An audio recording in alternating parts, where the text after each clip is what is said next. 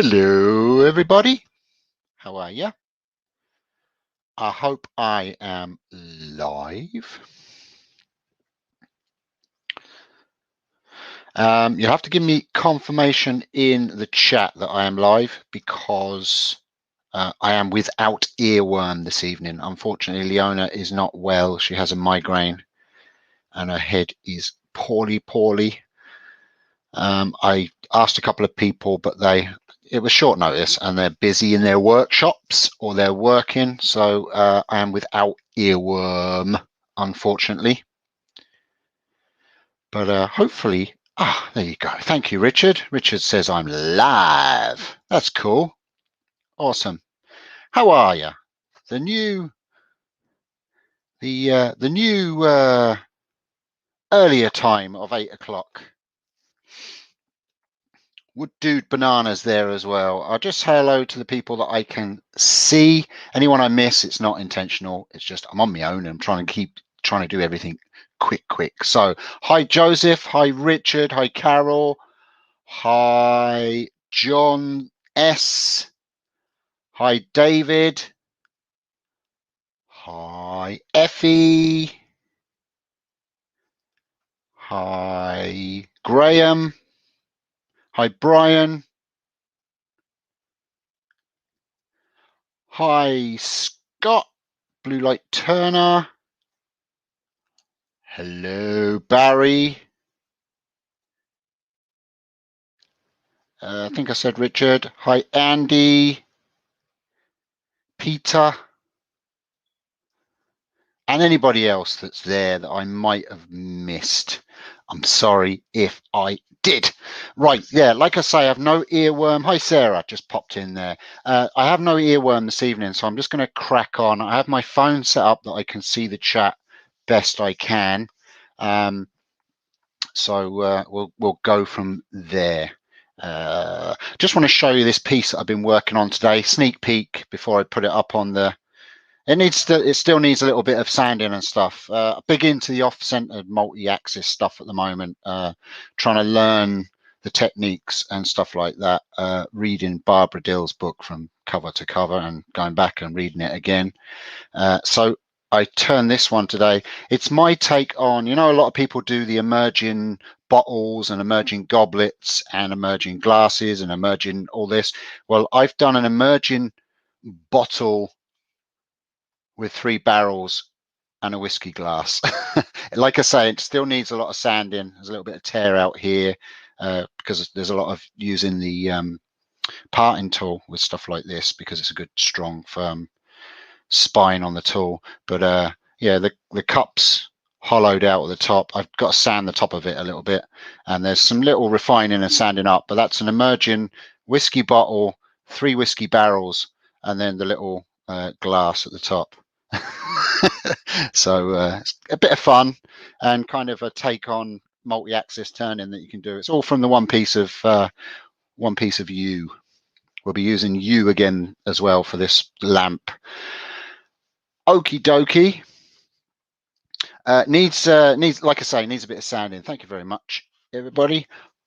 Hi Anna, Mr. Stacy, Rob, fucking CP, Wood Dude, everybody. Hi, how are you? Okay, so like I say, I'm without earworm. If anybody does want to earworm for me that's done it before, I'd preferably have someone that knows what they're at with earworming.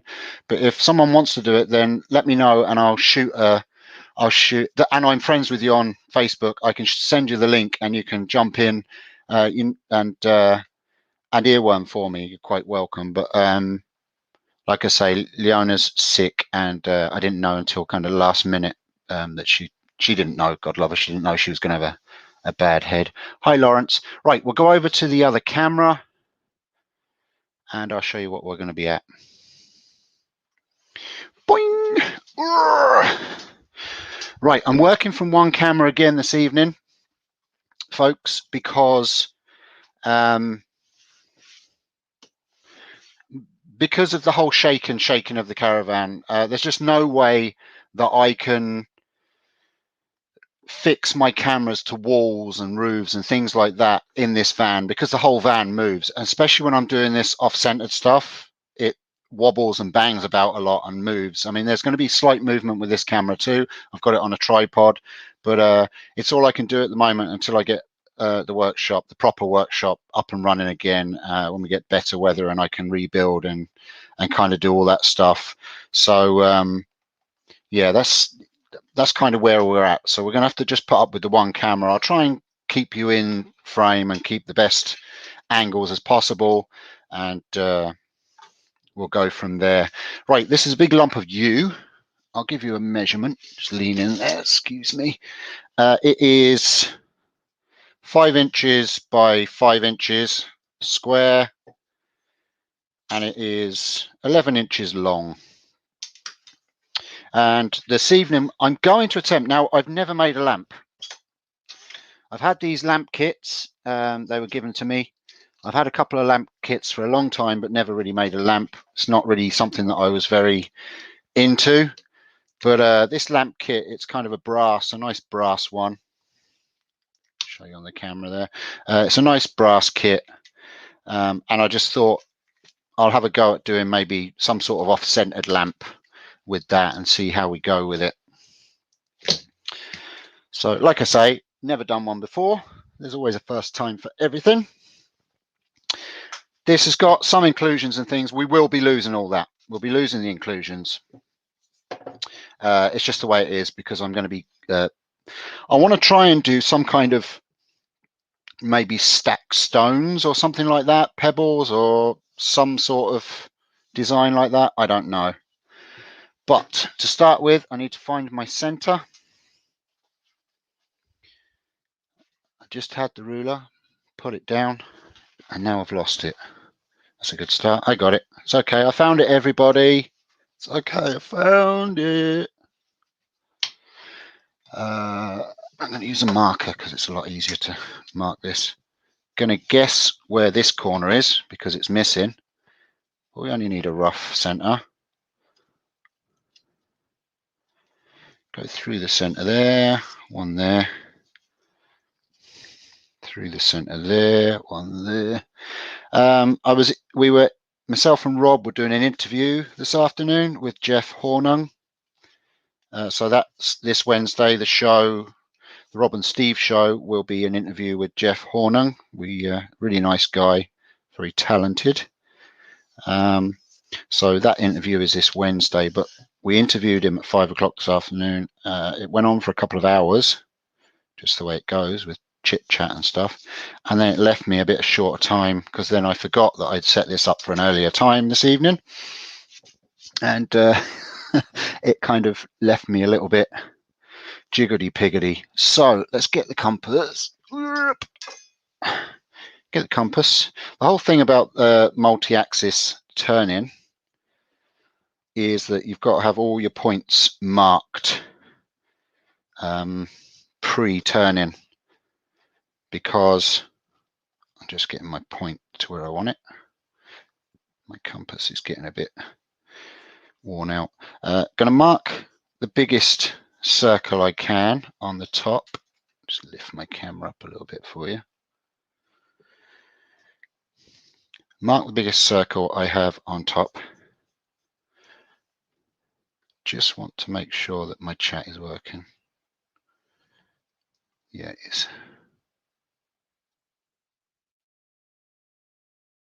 Yes. Okay, sorry, I was just checking that my chat was working so I can keep up. And what I'm going to do is I'm going to mark the biggest diameter I can get out of this piece of wood, which is going to be about there. And I'm going to transfer that onto the end from my center mark, like so. And then I'm going to do the other end as well. Yep. I know there's a couple of lives on this evening. I think Mike Walt is live at the moment as well. So just the way it works out. I just found with the 1/2 9 slot on a Sunday, it was just too late. People had to work the next day and stuff like that. It just didn't work out. I'm now going to mark in a closer point. So I'm going to draw another circle. It's only estimated circles and they're only guidelines. I'm going to go with another circle quite close to the radius, to the center, sorry. Just a wee smaller one. And all this is doing is it's giving me reference points on the cross lines that I put from corner to corner on the edge of the square. I'll show you on the camera in a second. And I mark that the other end as well. Everything you do one end, do it the other end too, because then everything is equal.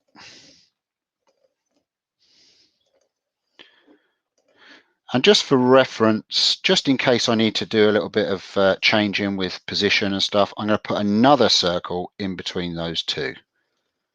Just because it's there, you know, because once I've started, I'm not going to be able to mark all these again. Not easily anyway. And this end as well. Now I am still only learning with this multi-axis turning, but I am having a lot of fun. I'm in communication with Barbara Dill. I chat to her quite often. We message each other backwards and forwards, and I show her the stuff I'm doing, and she kind of tells me the right direction to go and stuff if I'm stuck. I'm just finding my kind of mallet. Now, what I'm going to do now is I'm going to punch just where my circles meet my cross lines. I'm going to punch marks into each point.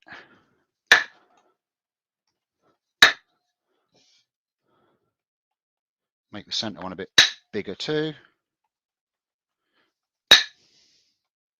And pre-punching these is quite important when you're doing off-center turning, because if you start getting thin, the wood starts flexing and you're not able to push.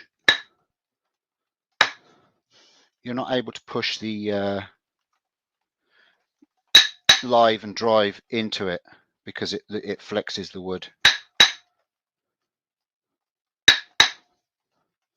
So that's that end. I'll show you what I'm doing in 1 second, folks. I know it's not great TV at the moment. Mike's on Thursday, is he? Oh, okay. I thought it was on tonight. Cool. Well, I've changed my my times. I'm no longer going to be live on a Thursday. My lives will be at this time every Sunday now.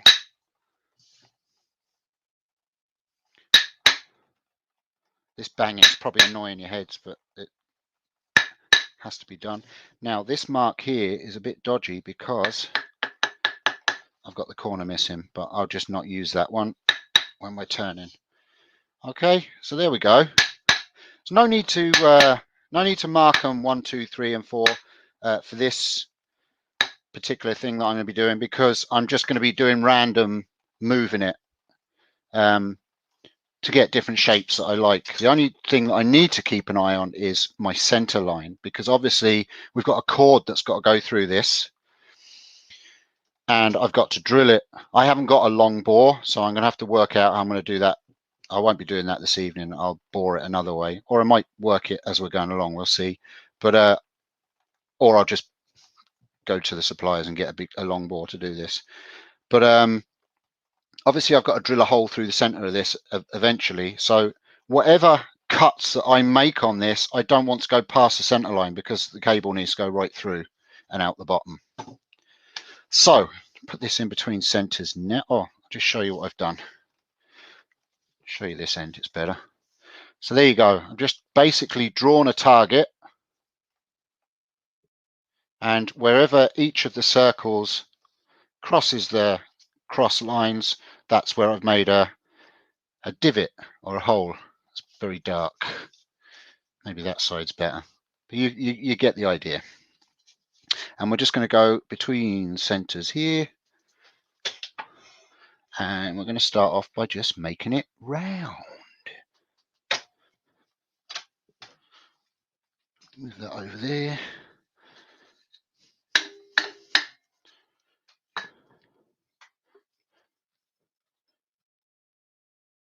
Now, it is important that my tailstock is good and firm, because it can back off, and make sure I tighten it all down. All right, so we're in the center there, and we're just going to round it off. I'm going to move the camera back a little bit while I do that. Move it over to there. And I might just turn that light off. Might be a bit clearer for you guys to see. I might just come in a little bit. I know it's a bit annoying with the one camera, but it's the way it is, I'm afraid, folks. All right, I'm going to get my roughing gouge.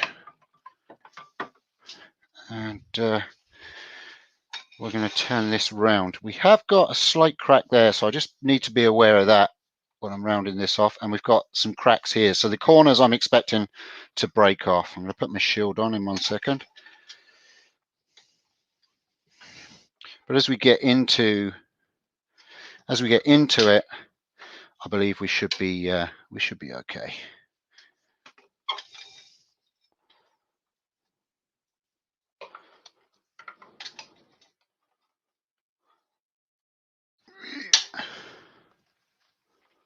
Steve has a very posh compass. Yeah, he does. Just going to get my shield. Sound might be a bit strange with the shield on. Hi, Steve C. Hi, Andy Best. Hi, anybody else that's just joined that I've missed. I don't have an earworm this evening.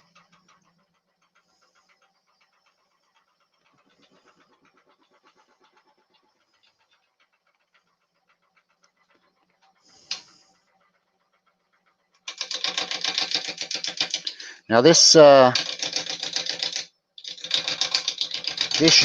has been incredibly hard up to this point, so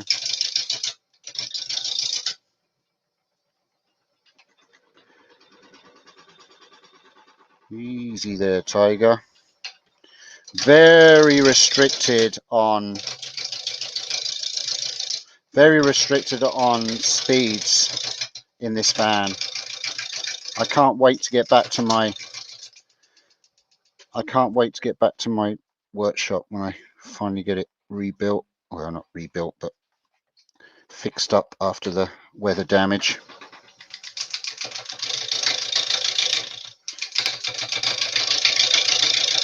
But it needs taken down.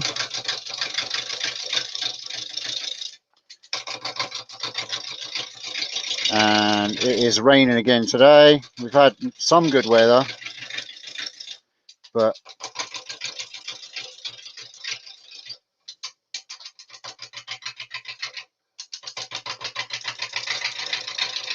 now the reason why I'm taking this very easy on the corners at the moment is because of those cracks. I know it's going to break off quite large chunks, so I'm just taking it easy.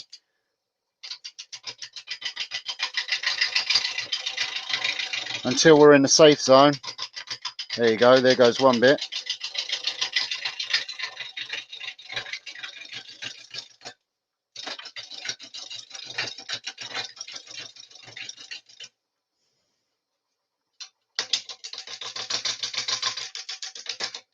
Another bit.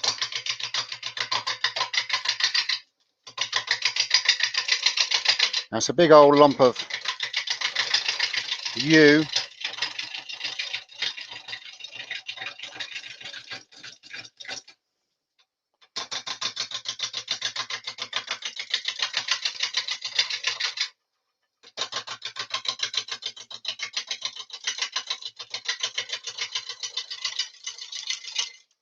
Hi, Donna.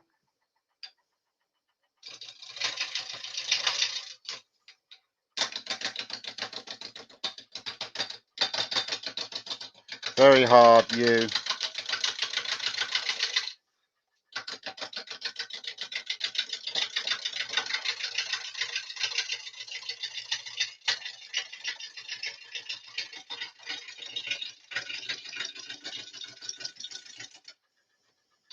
It'll get better as I can bring up the speed, but at the moment, for you guys, I have to keep it low because it really messes with the camera.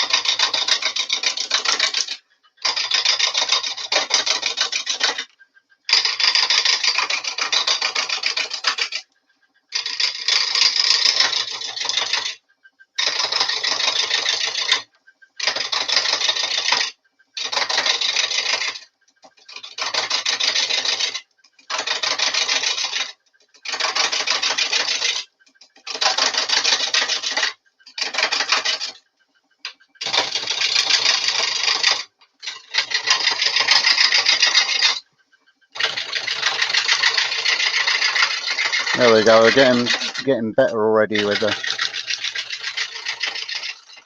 Now it's getting rounder.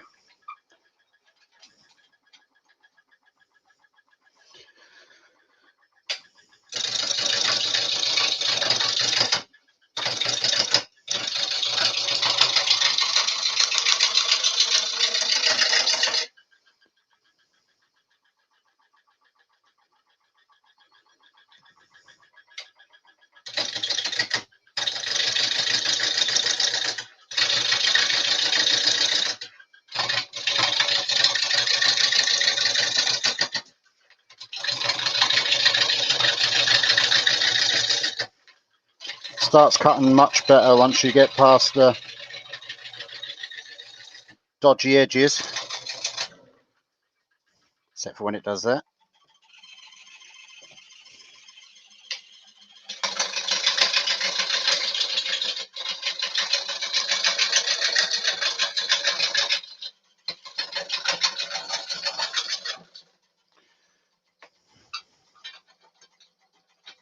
I still didn't get to looking at my lathe. I've been using it.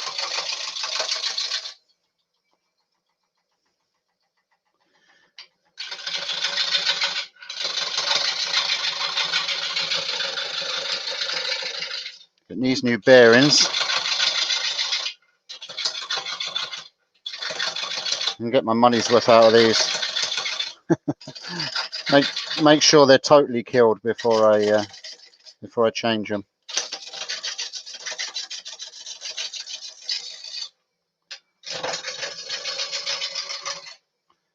All right.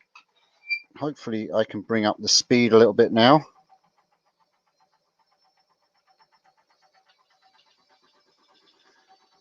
Anna, thank you so much for that. Thank you so much for the super chat. I'm glad I saw that. Thank you. It's really appreciated. Hi, Zed. Hi, Rex.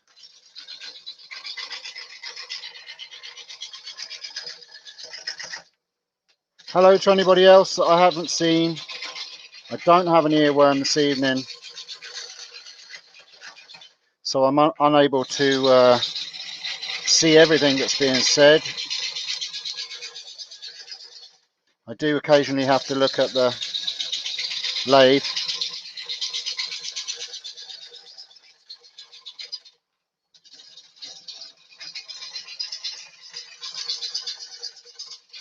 I was hoping to rough this round before the show, but like I said, we had the interview with Jeff and I just didn't get the time. But it's okay. It's all good.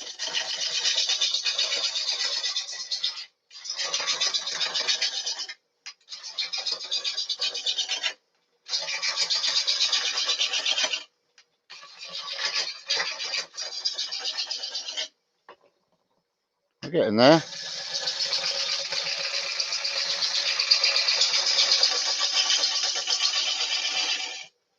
See how we're looking. Oh, we're not far off. There's a little flat spot there. Actually got an inclusion in this, which I wasn't expecting. Flat spot there, flat spot there. So we're almost there. We're pretty there. Yeah, we're going to get there. Get a bit more speed on it now. Not too much. We're still going to knock. That inclusion's going to make it wobble a bit.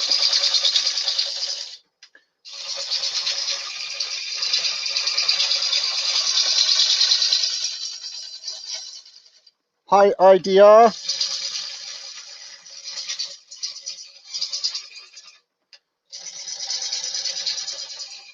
If you have any questions to ask me, because I'm on my own this evening, make sure that you make them nice and big. Make them in capitals or put some capitals into it. Make it so it can be seen. If I miss it, it's not intentional. Please just repeat it until I do see it.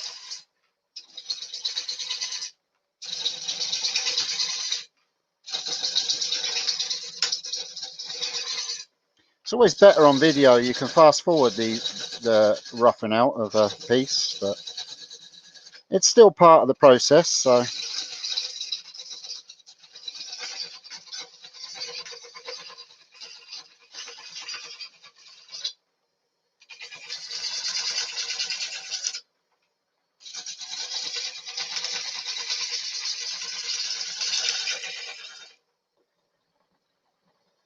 feels like it's nice and smooth now.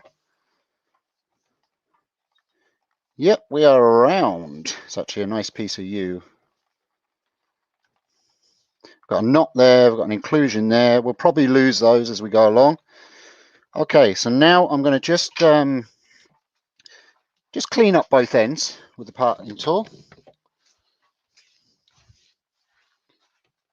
Move you guys over a little bit now that we've gone round.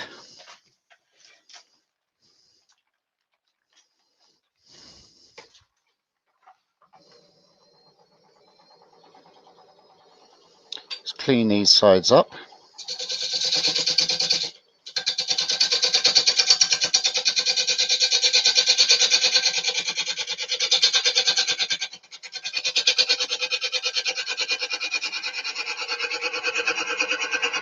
Very hard piece of yew. See by the bouncing.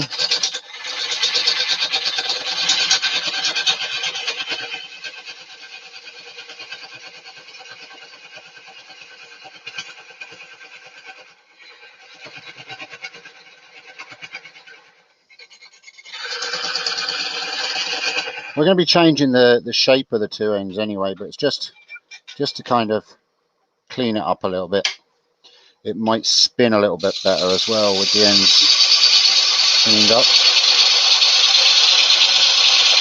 This end's cutting a lot better.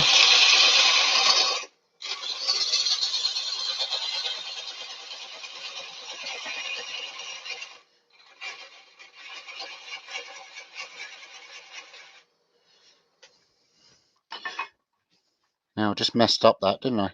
Just cleaned off my dots. Oh, well, I didn't too bad. I've just got to redo them. Just going to bang this end again. The other end didn't take too much off, but I can still see my ends this end. So just bear with me. Just going to not make them deeper. Take this hat off so I can actually look over and see where I put my, there it is, my thumper. Put my hat there for a sec.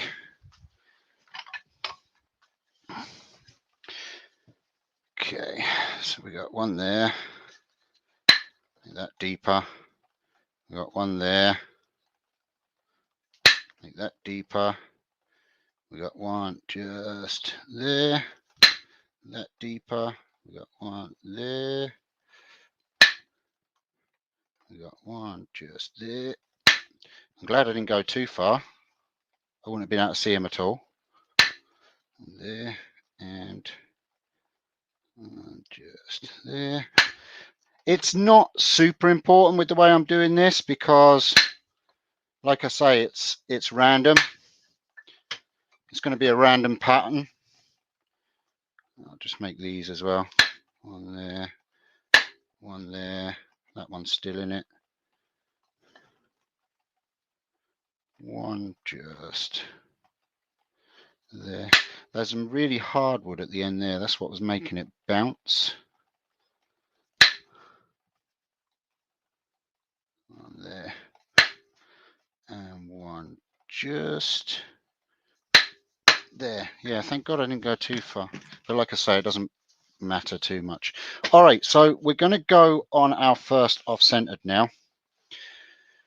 Let's start at the bottom, and I think I'm going to go with quite an extreme. Where we'll go? Actually, we won't go right to the very end. We'll go on that one, and we'll go to the matching one at the other end.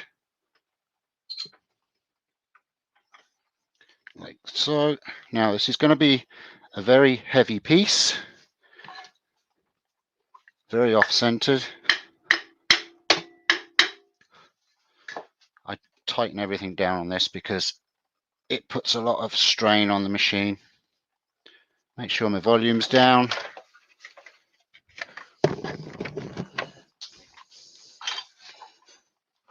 Now you can see that it's very off-center. So we're going to be turning quite slowly with this. And I'm going to be using my parting tool quite a lot on this. I just want to actually just touch it up quickly, make sure it's good and sharp.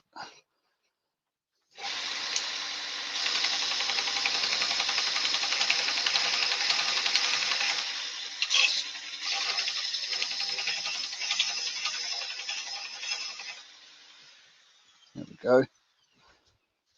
All right, here goes. Start it off nice and slow.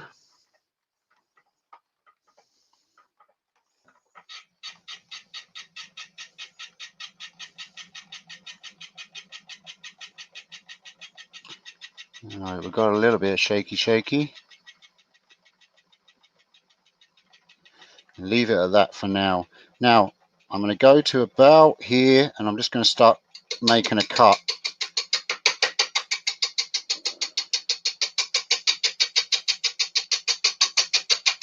And what I'm doing is, I want to just,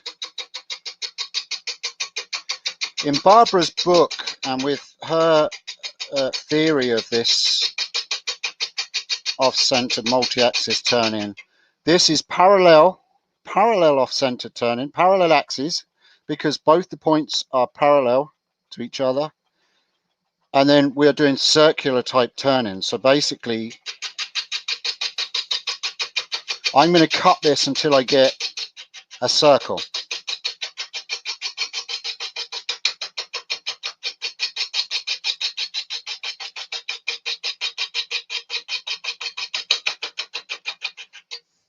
I might not actually go as far as cutting a circle on this, because it's going to make it very small. So we might just do, might put a bit of an arc into it. I think yeah. So the reason why I'm using the parting tool is because it can give you an idea of the depth you're going to go with your cuts.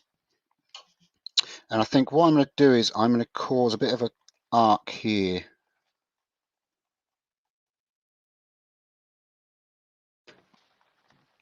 Just want to make, I've gone, yeah, I don't want to go too far through my centerpiece, you see, because obviously we've still got to drill through for the cord. Now, there's always another way of doing the cord. I could always run it up the outside and kind of make it an external cord. I've seen that done through, like, you can shine up copper pipe. So, way easy there. This lathe does that as well. Even though you've got it set at the speed you want, sometimes it will kick in faster. There you go. So I'm just going to cut this in now and go with an arc. I'm using a bowl gouge for this because, again, it's a good strong tool. I can get it into my body. And I'm going to use that as a center point now, the mark that I've just marked. I'm going to cut an arc. And we're just going for a weird funky shaped lamp basically.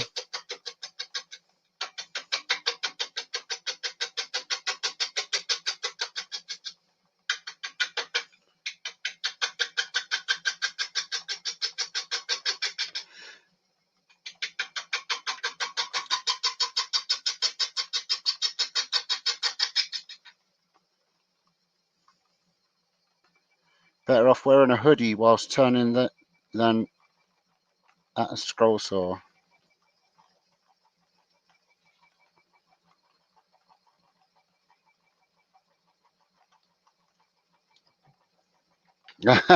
filling up the pocket with shavings. This hoodie is well past worrying about with the shavings.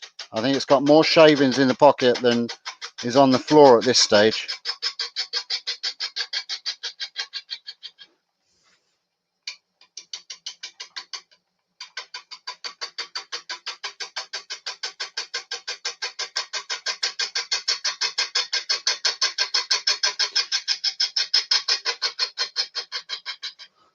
So I'm using, like I say, I've got this quite a slow speed because I can actually probably go up a little bit. No, I can't. No, I can't. It's as fast as I can go. Everything is exaggerated in the van because it's just basically a wooden box I'm in.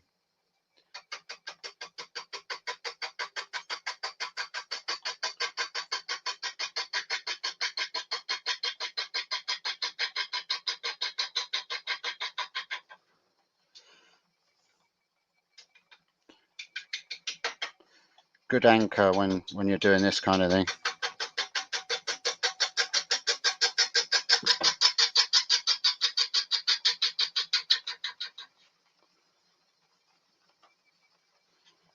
Ooh, got a hidden message for some reason.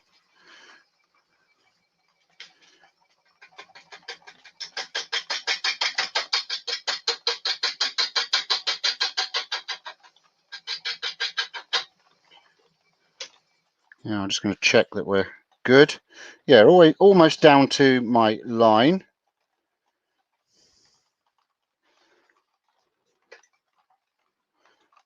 Turn the volume right down to start it this time because obviously it's doing that whole kicky thing. I don't like that, so.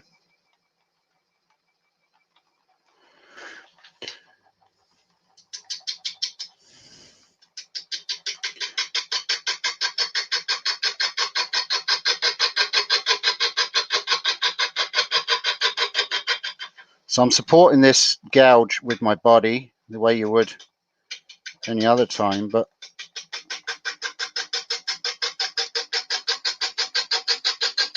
I'm also taking a lot of the thumping that I'm getting from it through my body as well, so it's not all through my arms.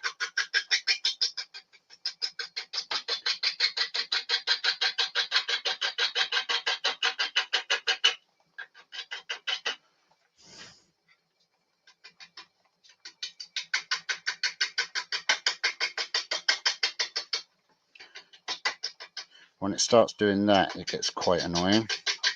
Throwing the tool back off the cut. I think I might need to sharpen this gouge. We're at the depth we want to do. I'm just going to run the gouge through the sharpener just quickly. Bear with. I've got both pro edges set up here from when we did the Rob and Steve show, so it's handy. I've got one set up with for gouges and one set up for the flat sharpening, so it's very, very handy.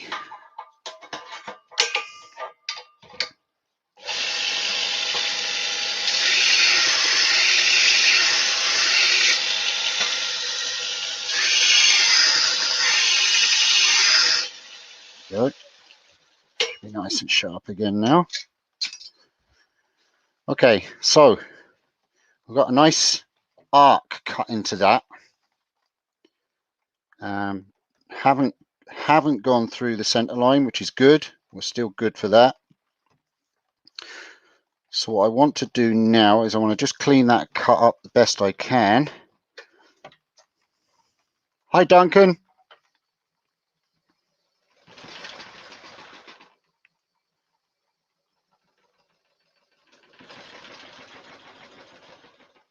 Sometimes this gets into a rockin' and I've got to just find that sweet spot.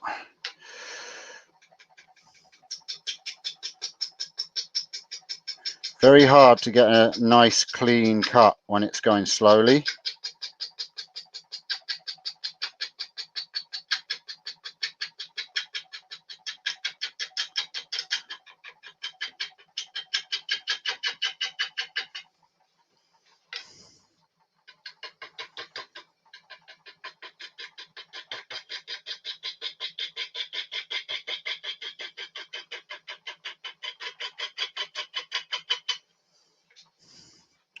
And if you try and cut uphill on this, it really tells you off.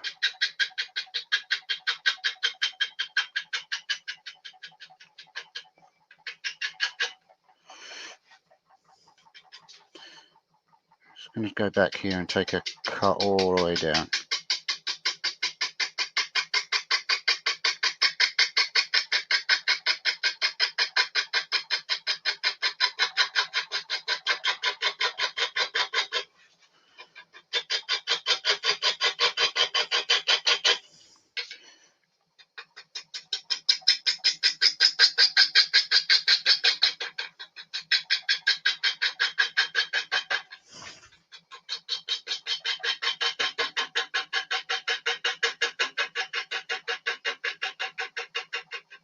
I keep meaning to sharpen up one of my other bowl gouges into the similar cut that Barbara has. She has one of her bowl gouges cut like a roughing gouge. So it'd be good to profile one like that. I'm going to just see, can I clean that up with my big scraper? This might be a bit, just very fine cuts.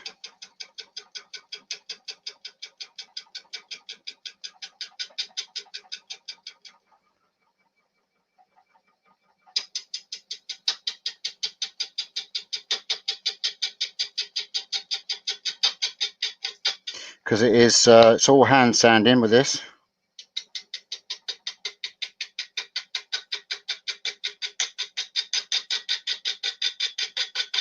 I'm just trying to round the bottom of this off a little bit more, rather than having it going to a point.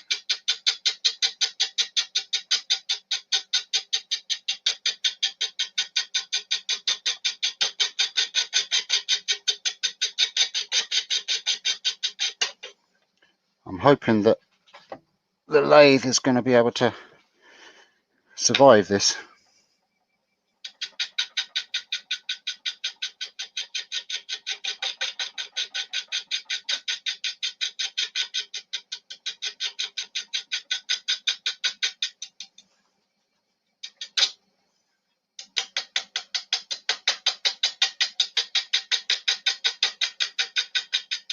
Alright, that got it, I think.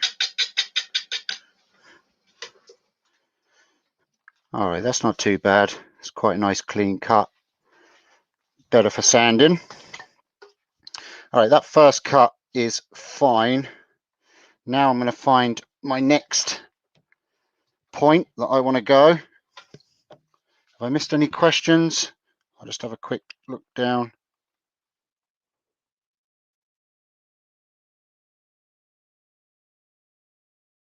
Everyone just saying hello to everyone. Hi Steve P, how are you? Okay, so now I'm going to have to look at this so you can see the cut that is in that. That's a good thing, is you can keep taking this in and out. It doesn't matter, it's all random. So now what I want to do is I want to try and get this with some kind of funky shape in it.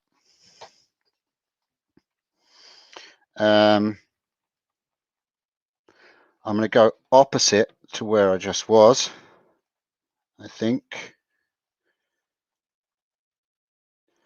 or I might stay center on the headstock and go to the outer extreme.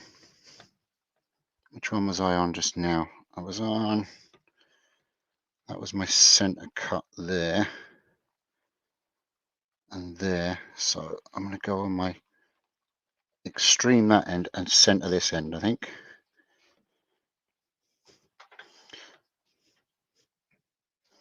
Like so.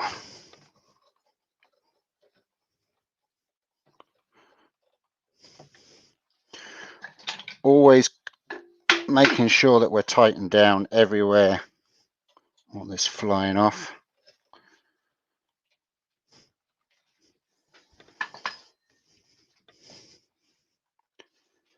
Reset our, so this is going to be cutting the opposite of where I just was, but it's going to be at a different angle.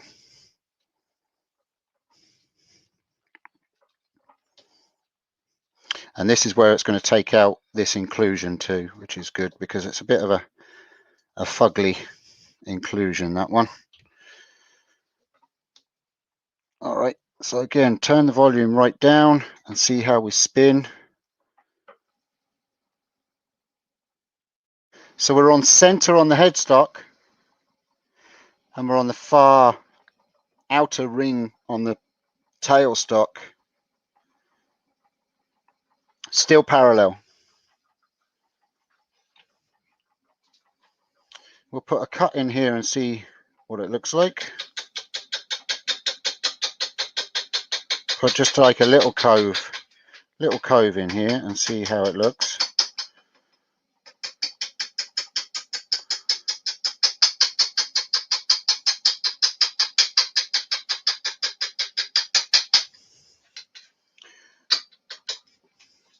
Tool rest is doing its weird thing again. Ugh.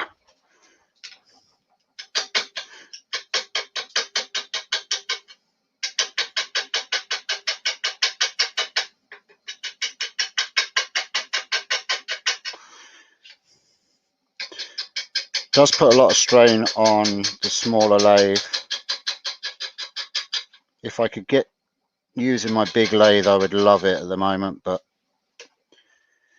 it needs a lot of work. It got a lot of damage in the winter time. And so now we're going to the opposite. This now it's cut in here and we're going to start getting this kind of zigzaggy effect. I want to go quite deep with this again, trying to keep my center line, not cutting into it too much. I don't know why it keeps doing that. It's quite annoying.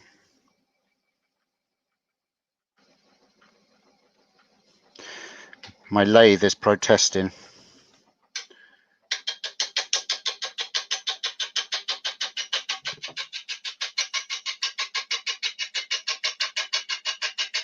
Hey Hodge, sorry I missed your show earlier. I was interviewing for the Rob and Steve show. I will go back and watch it though. I always do.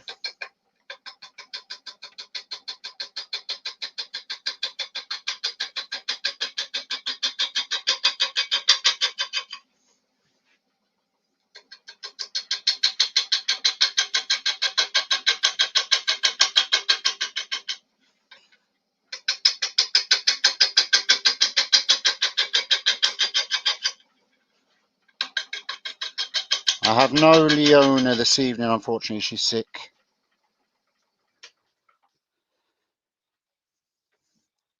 There you go. It's took most of that inclusion away, and it's got a nice grain there. So I think what I want to do is I want to come back a bit here.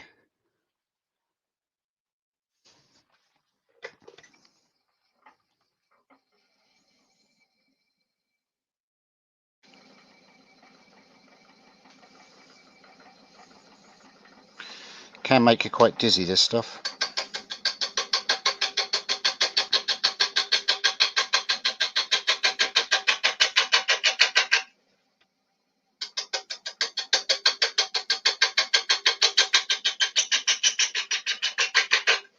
Basically, all I'm going to do is I'm going to just keep orientating it in different positions until I start getting shapes that I like. Doesn't always work. I've had a couple of fails with this off-center turning because I'm still new to it, but it's okay. It works better if you can cut through the center, but because it's a lamp, I'm kind of restricted that way.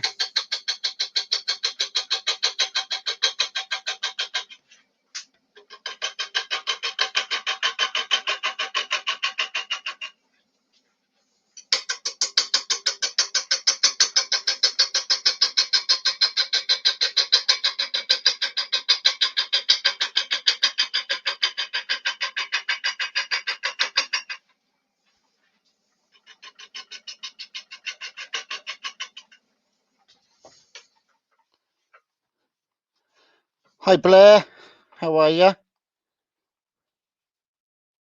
Alright, that's looking cool. I can still go a good bit in there.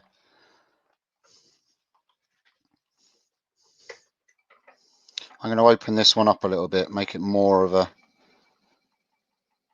cove than a V-cut.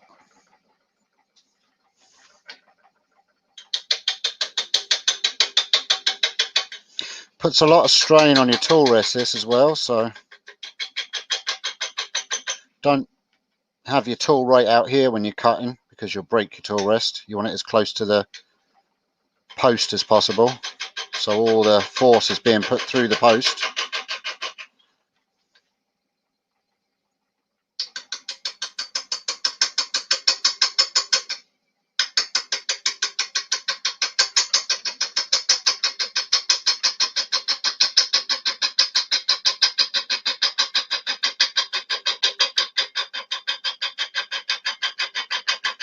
You can hear the lathe idling, it stalls because it's under pressure.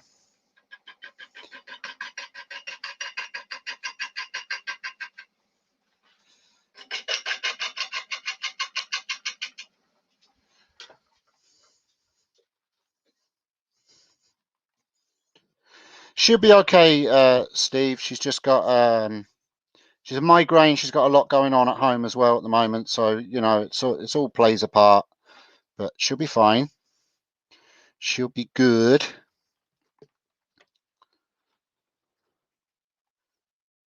Okay, so I can go a little bit deeper. I'm quite happy with the width of that one.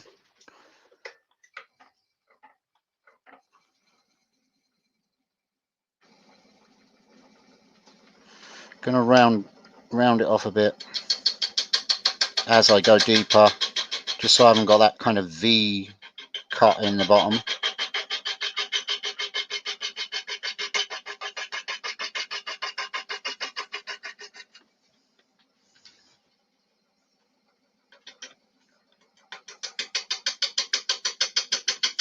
Very hard to see where you're rubbing the bevel because you're hitting air as well as wood, which that's what's causing the bouncing effect, because you're going air, wood, air, wood, air, wood, and when it hits the wood it knocks the tool, obviously. So it is difficult to get a nice, precise, clean cut.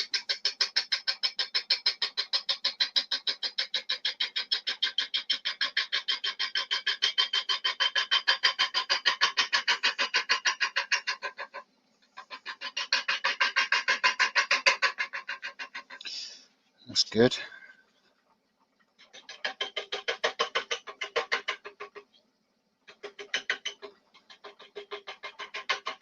And to pick back up on a cut is nigh on impossible. There we go. Like I say, I'll get my scraper in there again now to clean that up. How deep have I gone with that? I think I can go quite a good bit deeper with both of those cuts actually, to try and get the effect that I want. There's a lot of stopping and starting with hi Helen. There's a lot of stop and starting. And hi, Ben.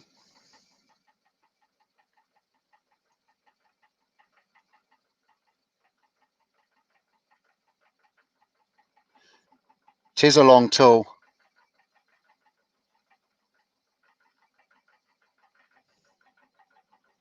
I'm just trying to get a little bit more speed into this if I can. So I'm going to come back here a bit more. I'm going to go a little bit deeper as well. Just decided I've got more depth before I hit my center point.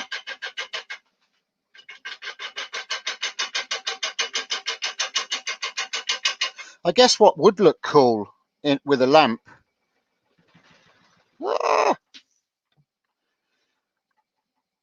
I'm just thinking actually with a lamp. What would look cool is if I actually do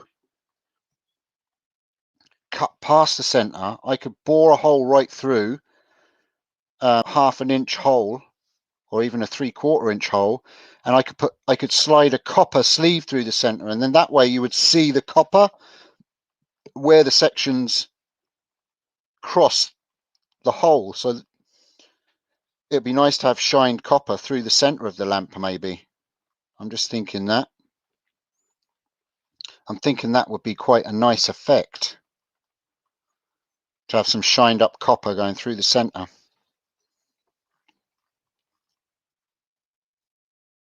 Which means I'll be able to go past my center points then. I think that's what I'm going to do. See, this is what happens, folks.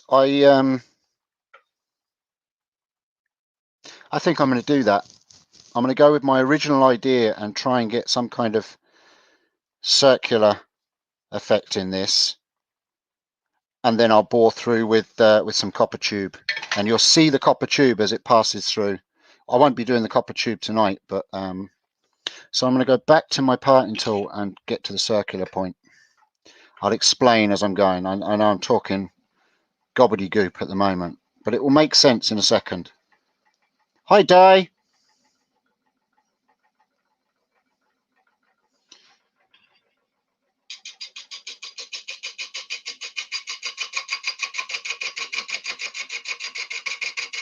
So I'm going to go back to my original idea.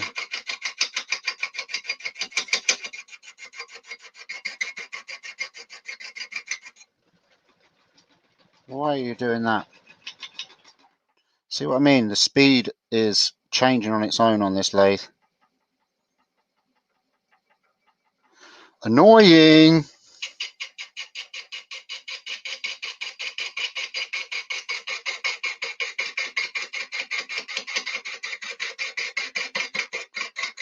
So basically what I'm going to do is I've gone to the center of that V that I was just cutting.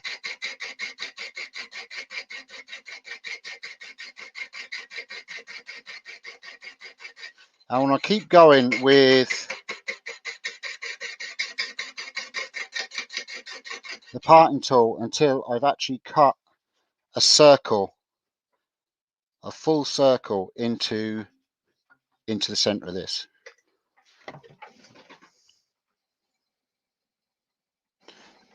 Frickin' lathe has got a mind of its own.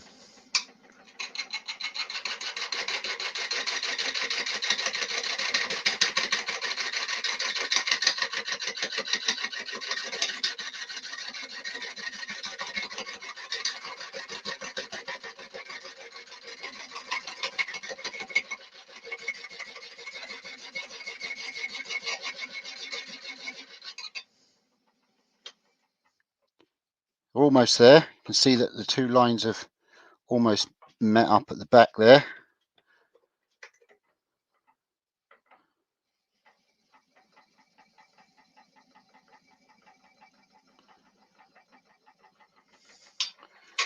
See, this is how my head works when I'm doing these projects. They kind of evolve as I never really start out with a plan from A to Z of getting to the finished point. It's kind of work it as I'm going along, and I'll get there eventually, if you know what I mean. Okay, so now I've got basically a nice even circle there that I can work with. And now I've just got to make, I'm going to try and form some kind of a pebble type effect, and then we'll go front and back from that.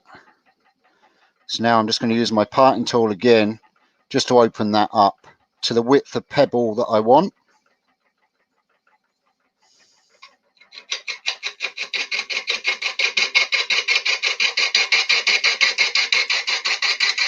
I'm going to bring it all the way down to the same size that I just cut.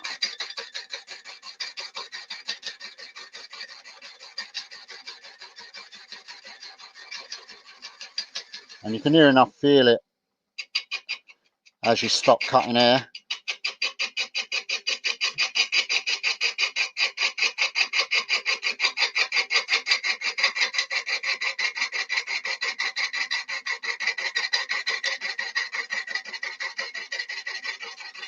It's not pretty turning this. It's, you know, it makes your technique look really rough because it bounces and it kicks and it throws your tools everywhere.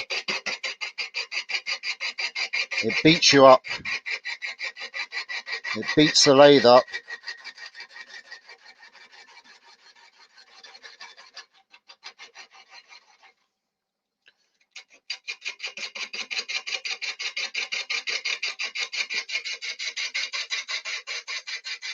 Hi Steve Robbins, how are you?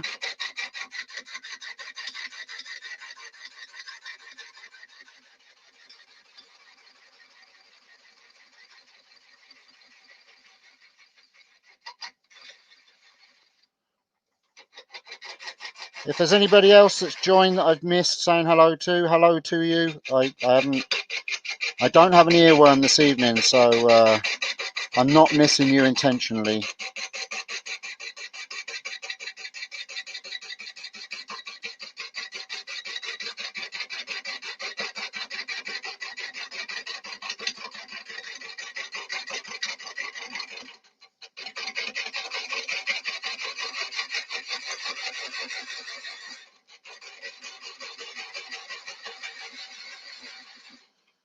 Okay, we'll take a look at that. As you can see, I've turned a cylinder in the center of this, so it's got a nice even center. Probably going to go about twice as wide as that, and then we'll turn that into a bead.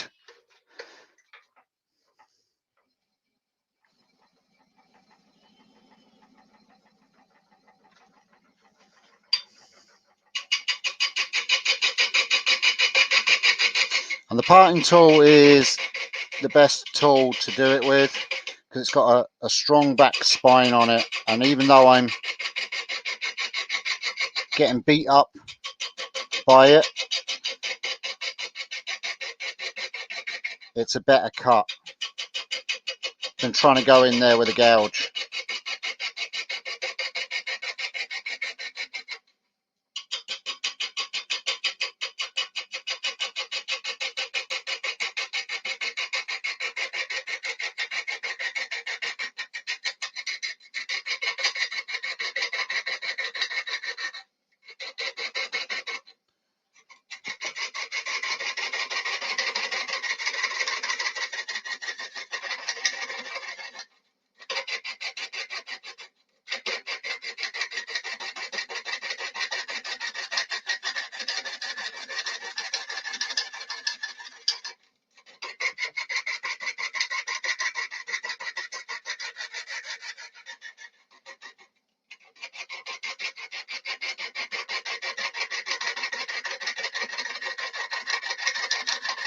All right, we're getting close to the width that I want.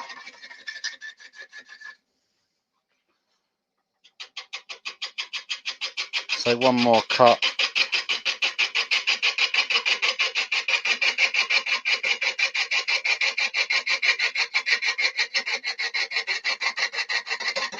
Very easy to get hypnotized by this and a bit complacent. And next thing you know, you've got your knuckles where they shouldn't be. Just be aware of that if you're mad enough to do something like this. All right, so we've got a nice cylinder there. I'll just move the camera around so you can see it there. There you go.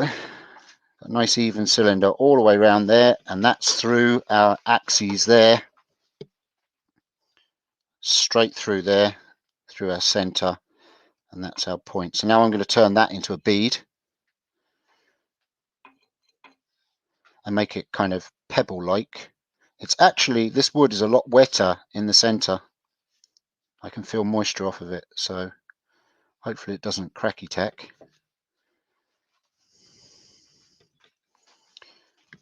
I know I'm moving the camera a lot, and that's my apologies, but I have to.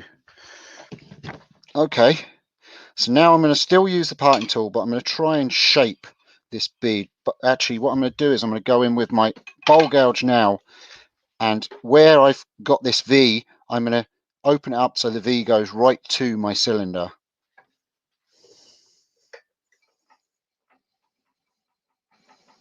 Because you need room to be able to work.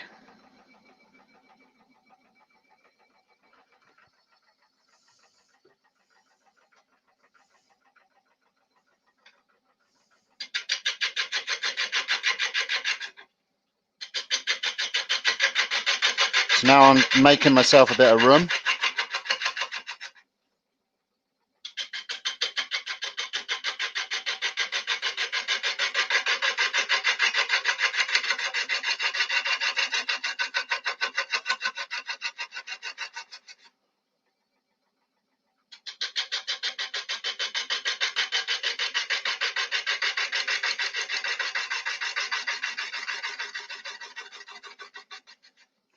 To there, and the same this side.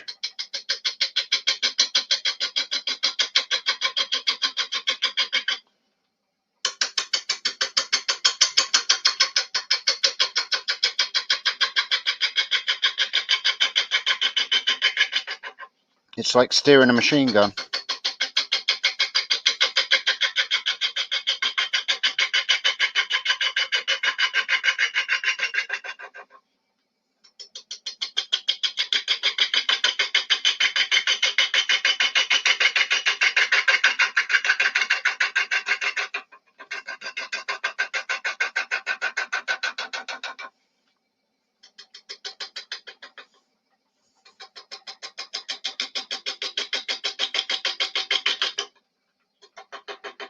Some hard wood where that inclusion was.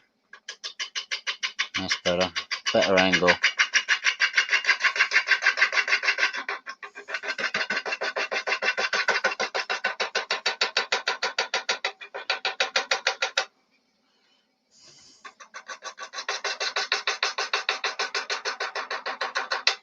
Alright, that'll do for that. Now I'm just going to start shaping my bead. So I'm going to go from the center, just like you would with any bead. And this is a parting beading tool, so you can use it for beading. It's just a big giant bead. See, can I get a little bit more speed on this? No, don't get greedy with the speed.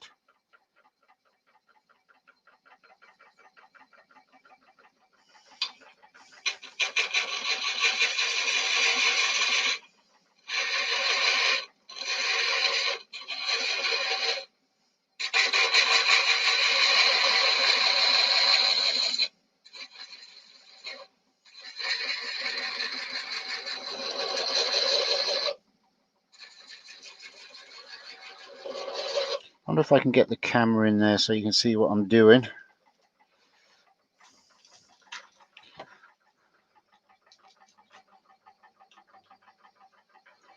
If I can work with the camera there, try and show you what I'm doing.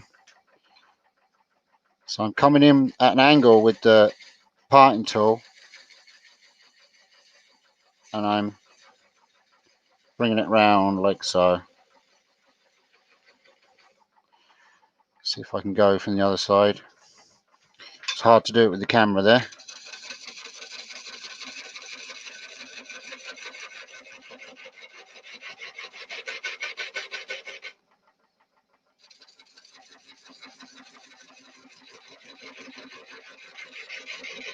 I like to make my tools all do what I want them to do. I don't necessarily follow rules with what they're supposed to be used for. It's a cutting blade and it's cutting what I want, and it's easier control in a tight space like this. So that's what I'll do.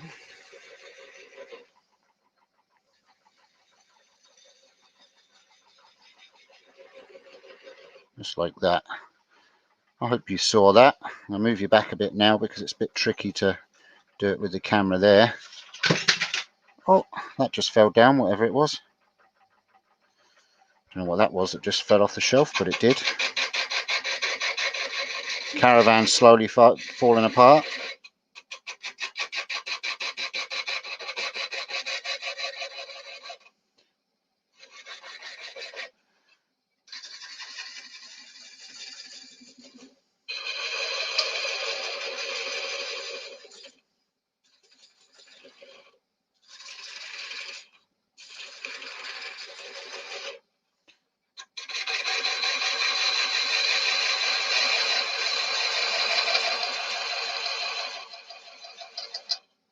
It's just a matter of nibbling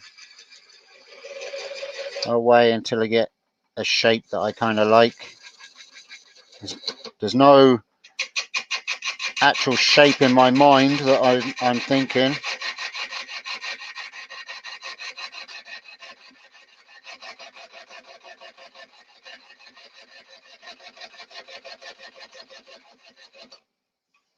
It's better. Whoop. That was a scoop back because I didn't get the cut started before I twisted the tool. It's basically using the parting tool like a little mini skew, I suppose, is the best way to describe it.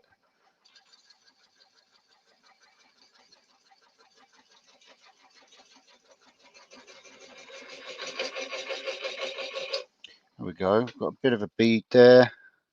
Still got a very slight flat spot there. I still got to take away. At the back end of it, just very slight, but you know, it still shows. And stupid thing starts shaking, you can't stop it. There we go.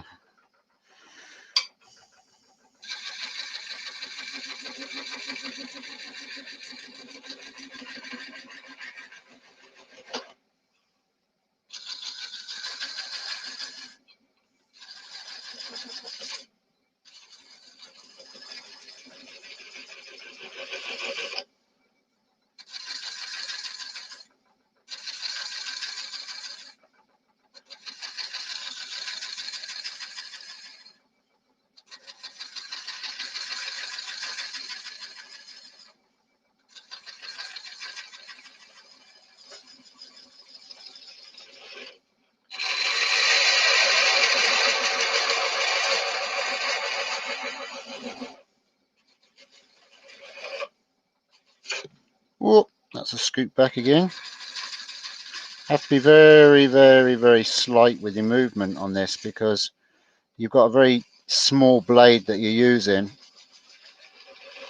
and it has the edges on it that you can just, if you just tilt it just a little bit too much, it just grabs it and it scoots back. You get a little catch and it just pulls you back. Easily fixed though. And what I'm doing is, as I'm forming my bead, I'm just widening it, making it wider.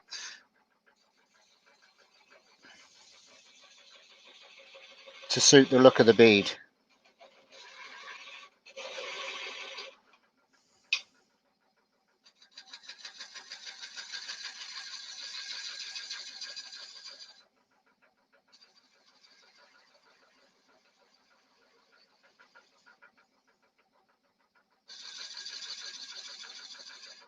And because a gouge, when you're using a gouge, you have to, I'll explain in a second why I'm not using a gouge to do this.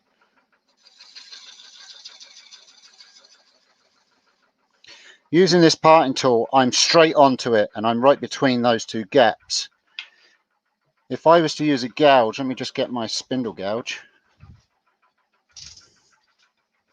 To get a gouge to cut, you have to turn it sideways and rub the bevel for it to cut nicely. Now I could cut in the center there, but as soon as I start coming around here or trying to get into the corners, I'm at a point where the flute of the tool is going to start banging, or the bar of the tool is going to start banging on the side of your V-cuts.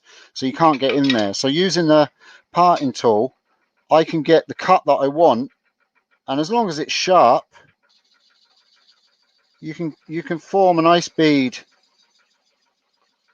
with the parting tool, and you're straight on, and you're not going to hit the side walls. Got a very tiny flat spot there, but that'll sand out. I've got a slight dig there on that scoot that I got, just a tiny little one here, but I can clean that up now just with one more cut across there, and then I'll be happy with that one for now. I can always go back to my points and adjust the shape to suit the other ones when we start doing them.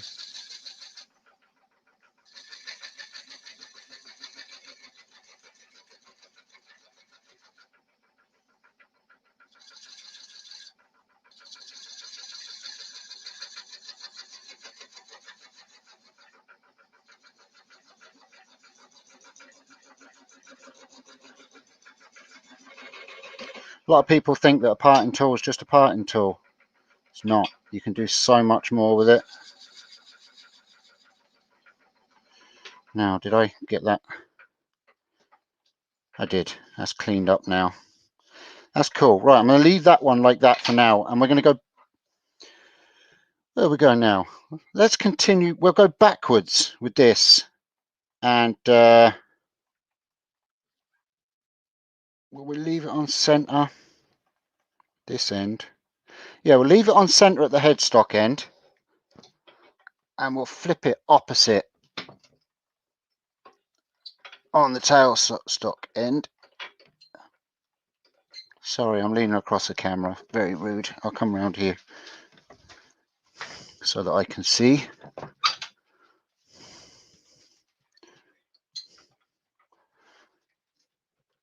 So we're in the V that we were in before.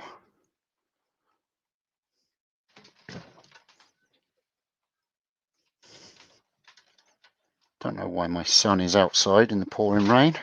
Silly little boy. All right.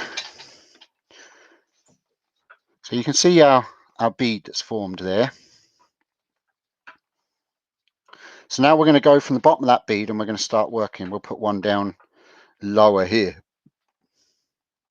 And what I might do when I do the cord is I might just kind of drill it at different angles and try and get it through. I might have one of those. Do you know one of them bendy drill bits actually somewhere in the workshop, but I don't know where it is at the moment. I'm not going looking for it tonight. So what I'm going to do now is I'm going to do kind of a funny shape because we've already gone into the V here. We're gonna have a different center point. Let me show you with the ruler if I have it there. There it is. So we're going through here like this, straight through like this. We'll put it that way. So our center point is going to be off from this one.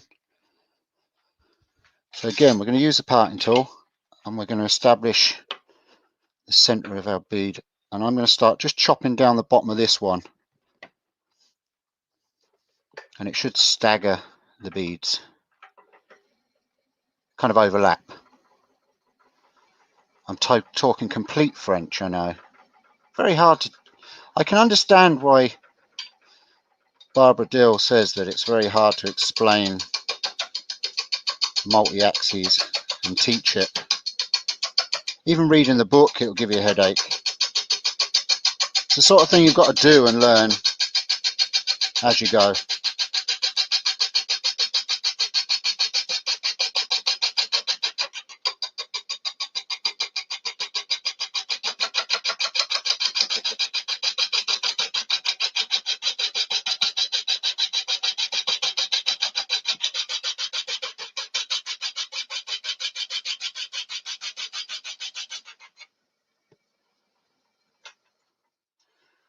The fluted ones are fluted parting tools. Steve looks to be using a diamond parting tool. Beading parting tool is like a straight-sided bidan, or does that complicate further? Yeah, so this is a diamond parting tool. What's meant by a diamond parting tool is that it's wider in the center. If you're looking at it end on, it's wider in the center and then it narrows. And the idea of that is, if you look at it this way, it's wider in the center than it is on both edges.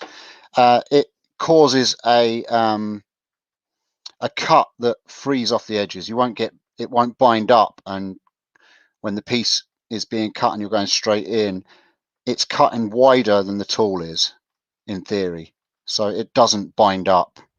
But it still works. And a bidan, as Di is saying, it's a slightly wider tool and thicker. It's almost like a really narrow scraper. But yeah, but you can use these. It is a parting tool, but you can use it as for making beads as well. You've just got to be really careful with it, because you can, it's like any tool. You can make it do what you want it to do.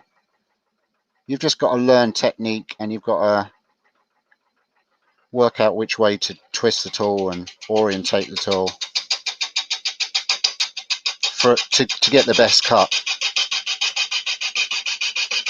But yes, there is a bidan beading parting tool too.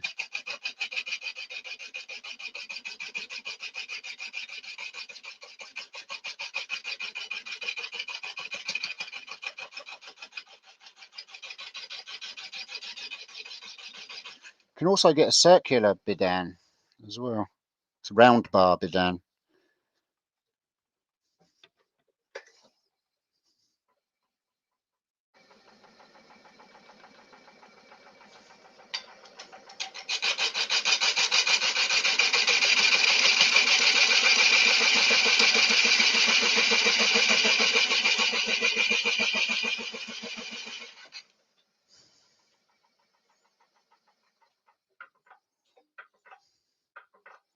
All right, so we've got our circle there now.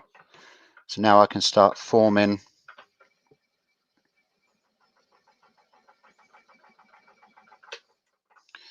I actually want to work, I want to mark my,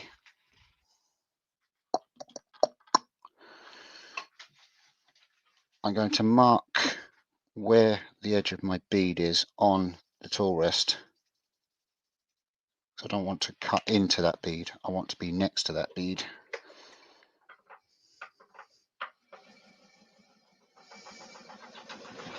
Stop it. Calm down. Oh, I can't wait to be in my proper workshop again. I really can't.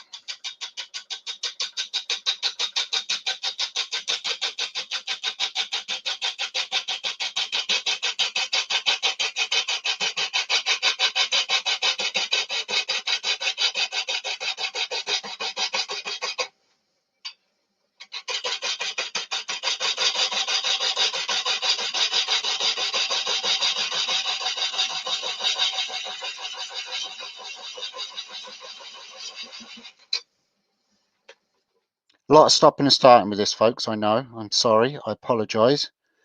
But it's just the way it goes.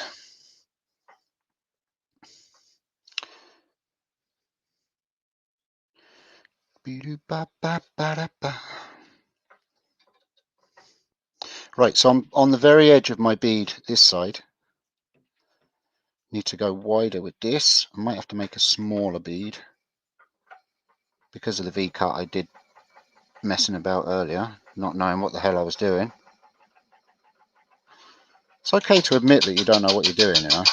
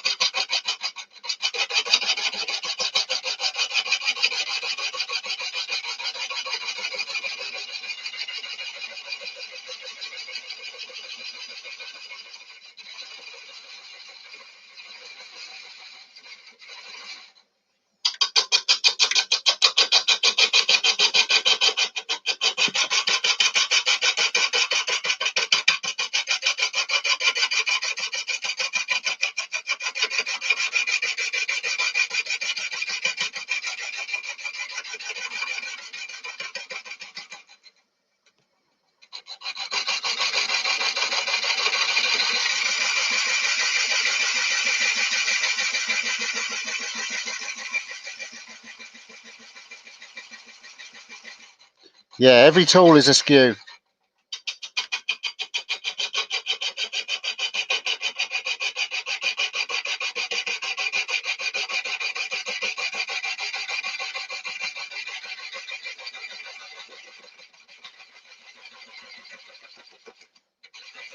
I suppose really I should be looking at the lathe and not the chat.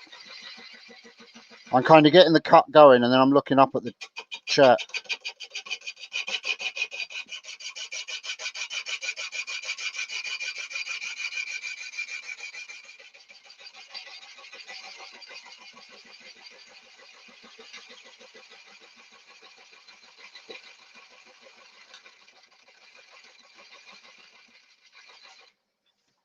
See what that's looking like. Yeah, it's looking very funky.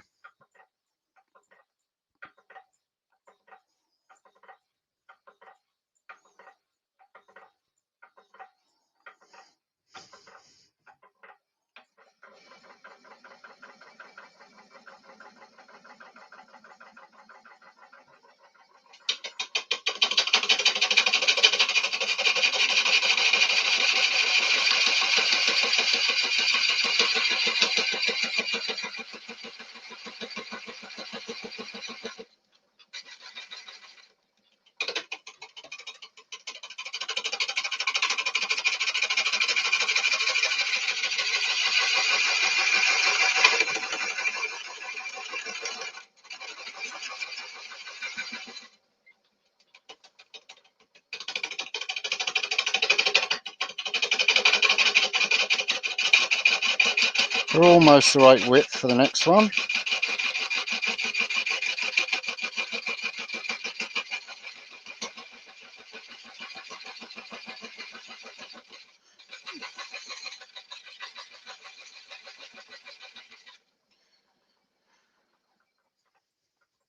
All right, that's about the right width. So now I just need to start shaping it as well.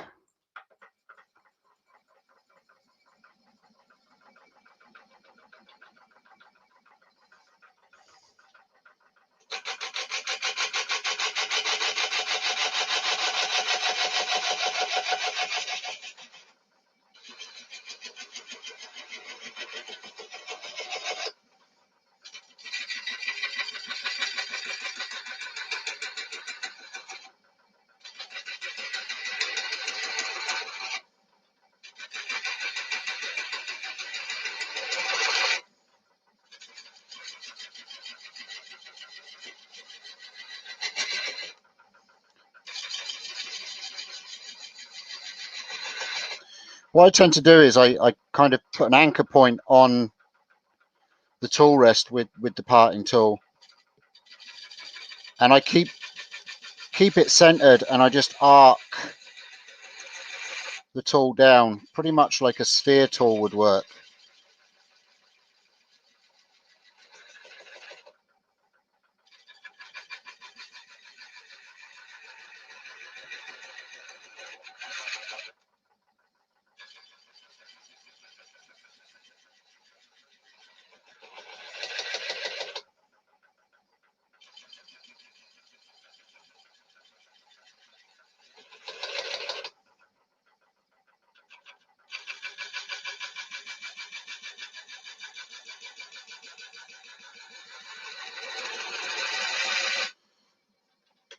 Okay, so this one's slightly bigger. Now the problem is if I start, you start getting disorientated because you think that you can cut this round here, but what happens is when your tool comes, if you think you can come in here, what happens is then it hits, you start cutting into your other bead. So you have to be very, very aware of where you're cutting.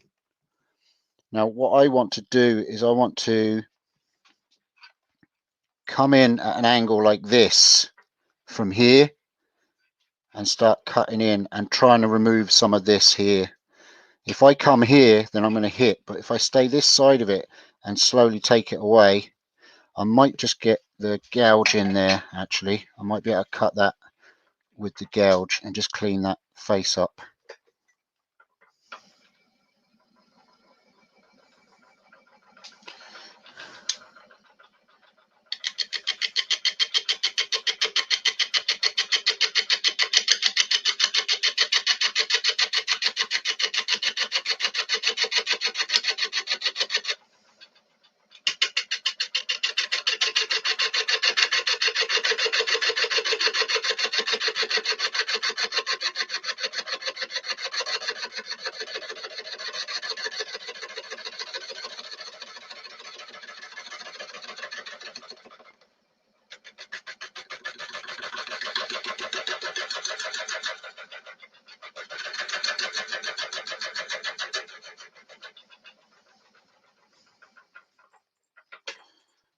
Okay, so that's cut into the bottom of that bead now. Just started touching on the bottom of that bead. That's as far as I can go with that.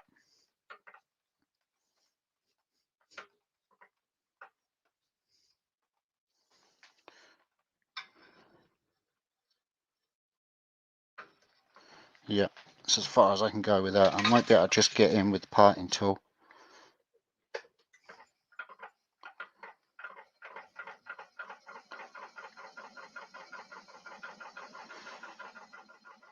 And what we can do, we can reorientate our centers.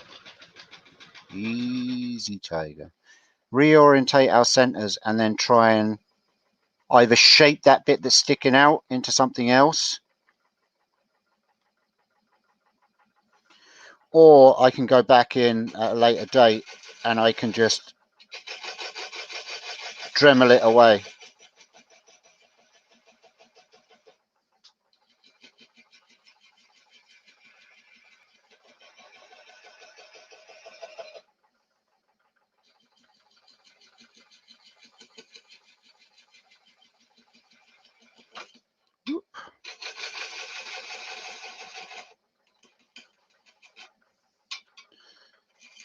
Bit of a catch there. Clean that up. I think there might be a bit of a knot there in the wood that I'm catching on there. That's better. Different angle of approach. Oop. Or not.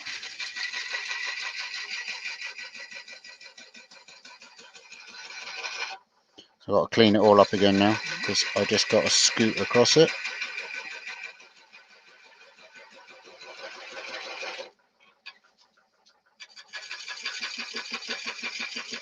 Maybe I should use the skew. Not.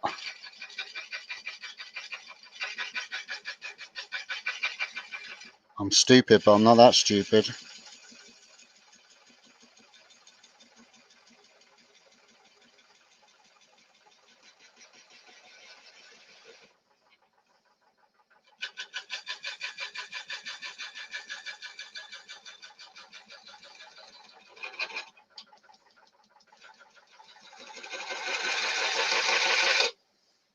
Okay, did I clean up my scoot? Still a little mark there, not too bad.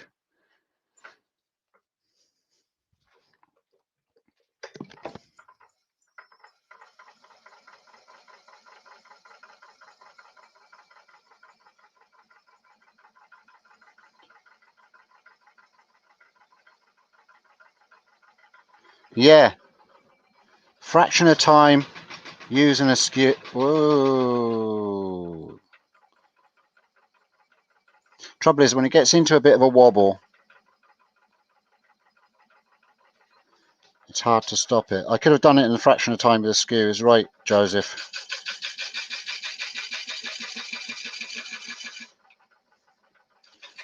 I could have also lost an eye using the skew.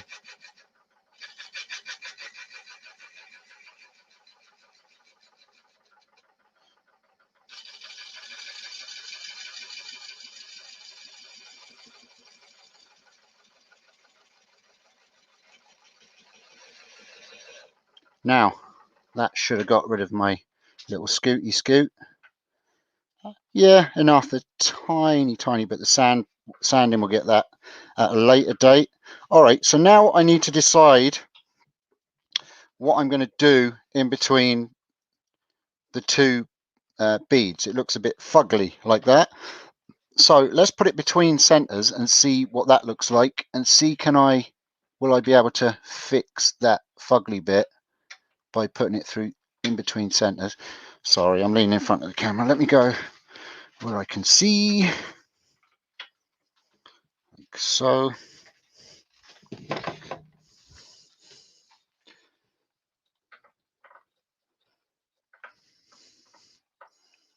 So I'll be able to cut down into that and maybe clean up this area a bit with it in this orientation, I think. No, I won't. Well, yeah, I'll be able to cut down the bottom of the one of this bead down to there. Yeah, let's see if we can clean it up a bit.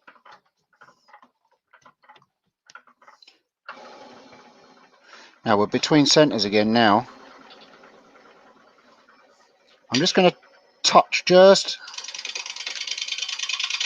there just to see where we're cutting.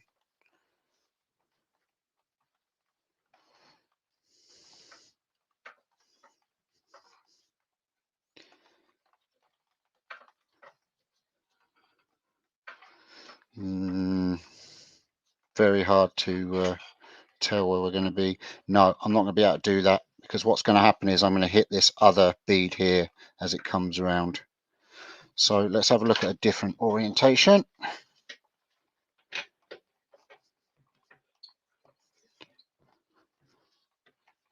Get the tool rest out of the way.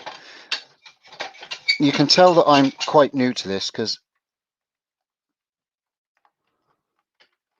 I should be able to, if I knew what I was at, I'd know what point to put it at to be able to clean that away. I think I need to put it on that kind of orientation. Like, no, I need to put it back way. So that one and that one, maybe. I don't know. I don't know. I'm just guessing, man.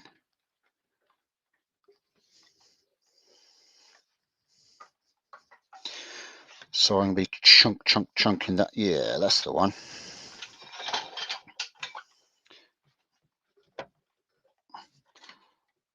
Anybody still watching? Hi, Radar.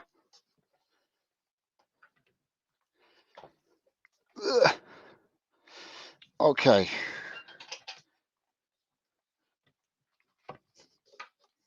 Now, this is way off center,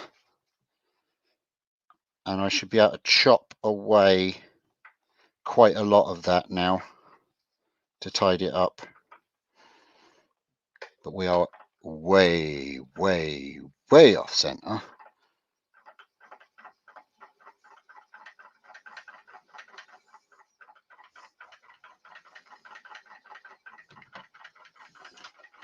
Yeehaw.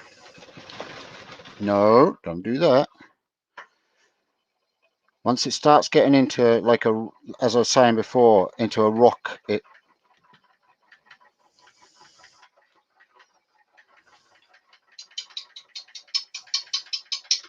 just want to see where I'm cutting.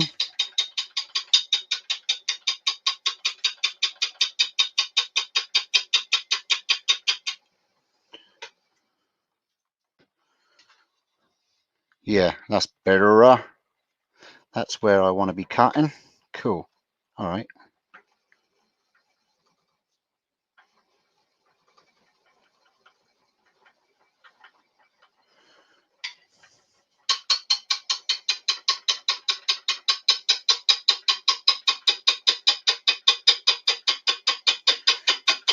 And this is just a way of, that's my son going. If you can hear a car going, that's my son going for, I think he's going to pick my other son up from the bus station, bus stop.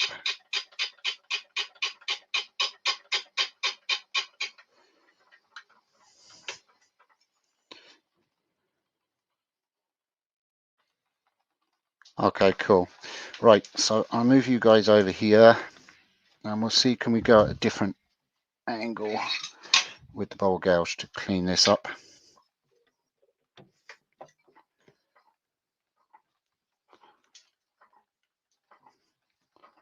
I can't get much speed on this at all.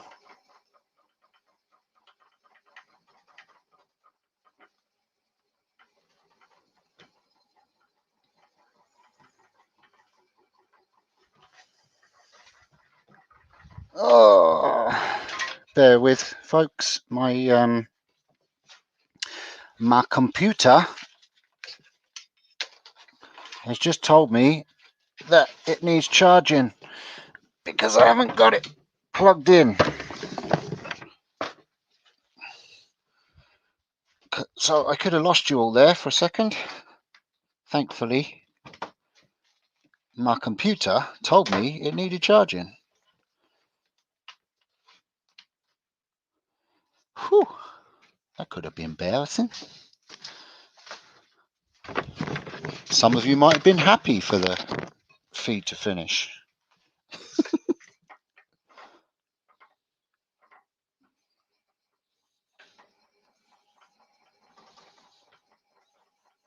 That's as fast as I can go with that.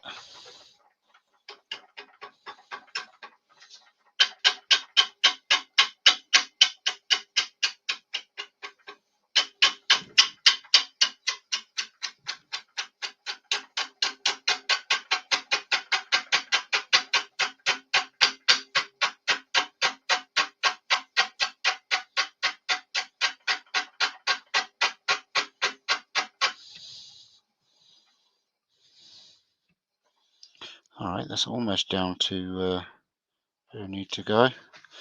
Alright, that's going to actually look okay. It's going to put like a shaped disc in between the two. So that's what we're going to go for.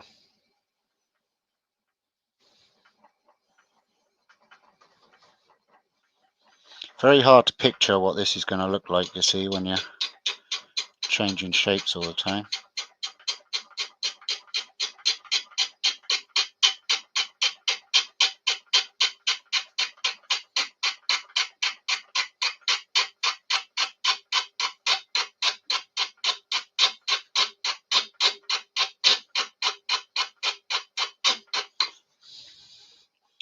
Oh man, if I could do this on the big lathe, I'd be able to do deep cuts on this, and I'll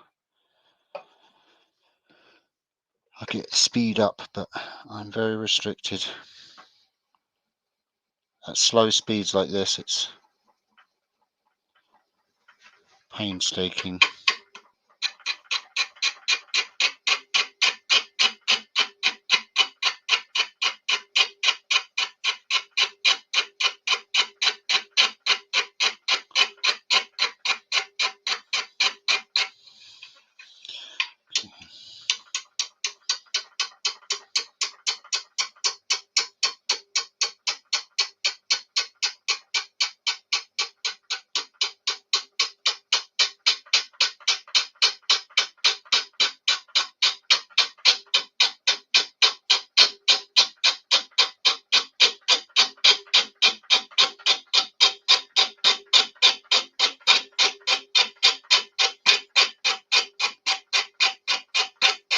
I bet you've never seen such slow turning on all your lathes. But it's all good. Yeah, that's cool. It's looking like a saucer.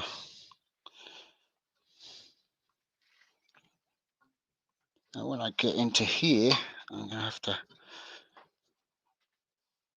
blend that in.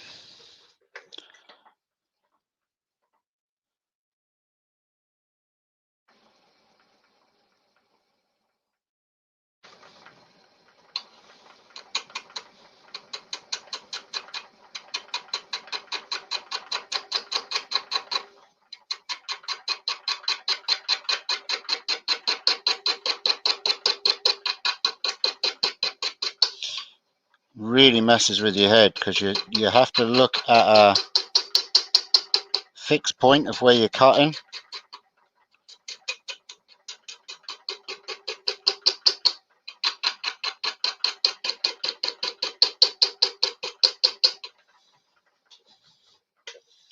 And you get discombobulated.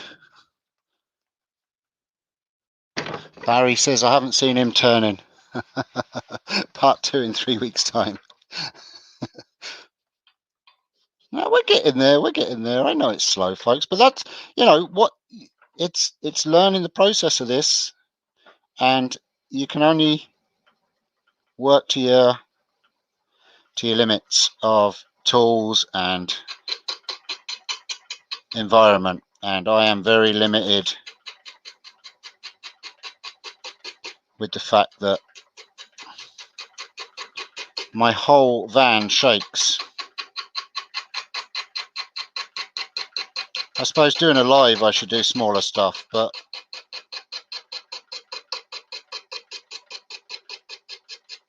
it's just not me, man.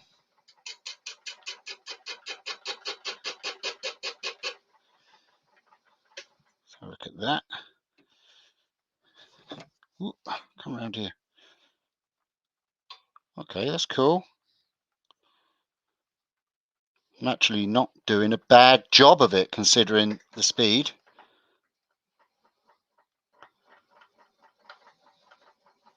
Very hard to get a clean cut at that kind of speed.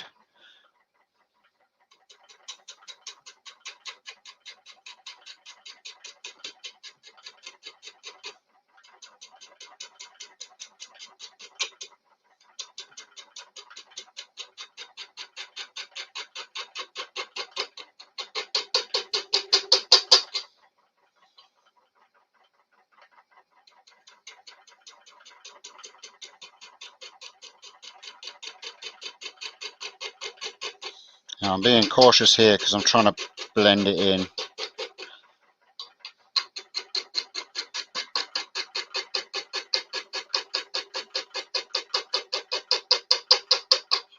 It's actually making me feel sick.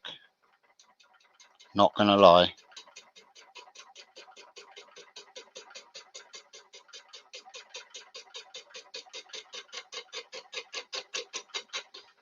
I'm looking up here now.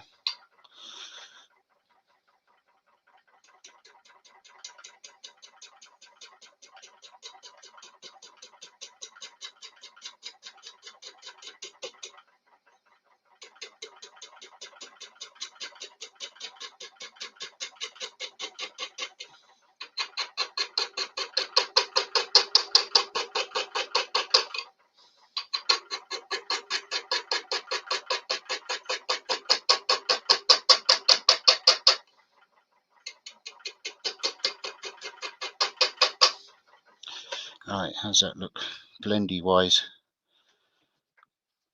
Okay, yeah, not too bad.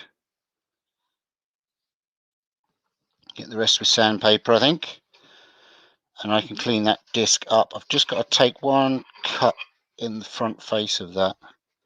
Might do it with the spindle gouge, just see can I get a nicer cut on there. Very hard to get a nice cut at that kind of speed.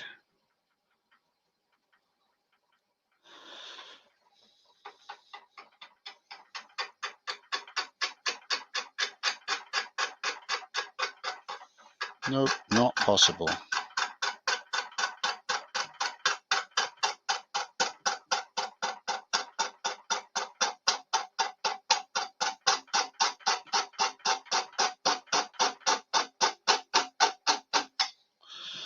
Jesus, it's like turning with a javelin. I got in there though. I did clean it up a little bit. Good enough for sandpaper. The rest I'm going to have to just get with sandpaper and the Dremel just to clean up there. But it's all right. So that disc,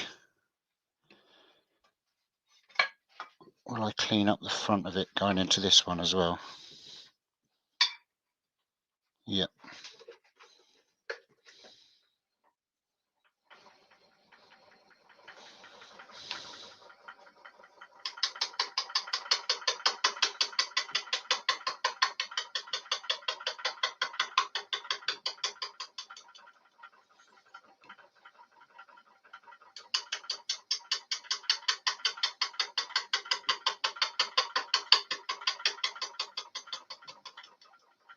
It's no wonder I'm starting to feel a bit sick. It's because I've been doing this multi-axis turning all day.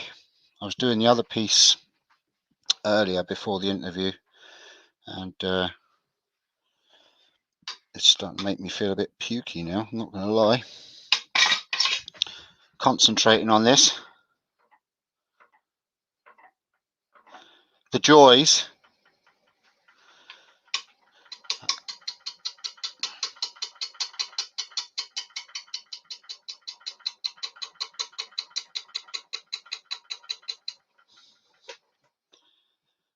All right. Almost there, just a tiny little bit more. can be a lot of after turning sanding with this. There always is with multi-axis, so because you can never get a really nice cut. That'll do. That blends into the front of that one, and again I can get that with the Dremel. So basically what's going to happen is it looks like a disc, bead, disc, bead.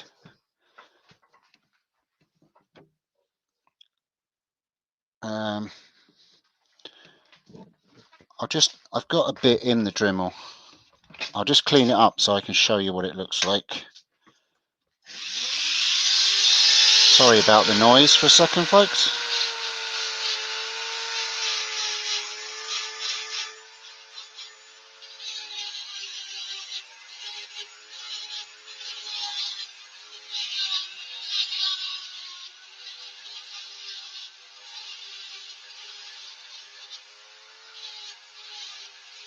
Just a matter of blending it.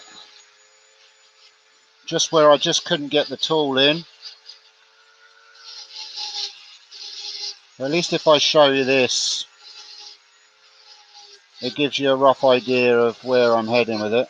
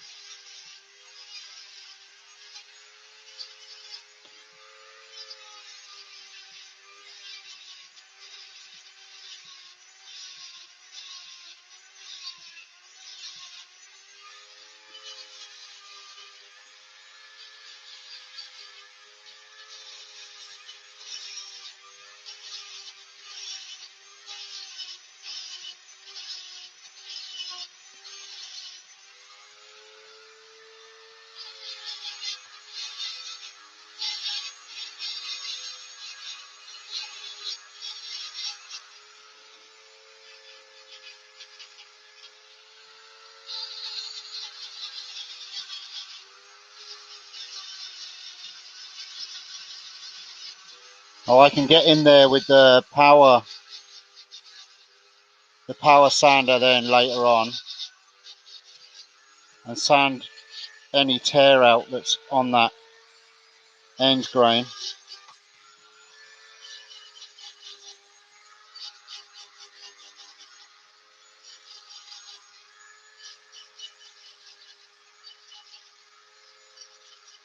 I'm just doing this quickly. Obviously I'll tidy this up a lot more at a later date. Tomorrow, in fact, because I'm not working tomorrow.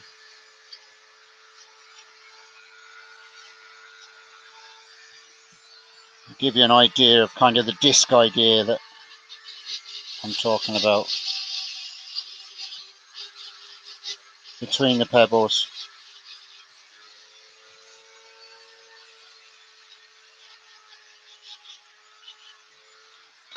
Oops, Yoki bus fell down. Now just do that, and then let's take this helmet off for a while.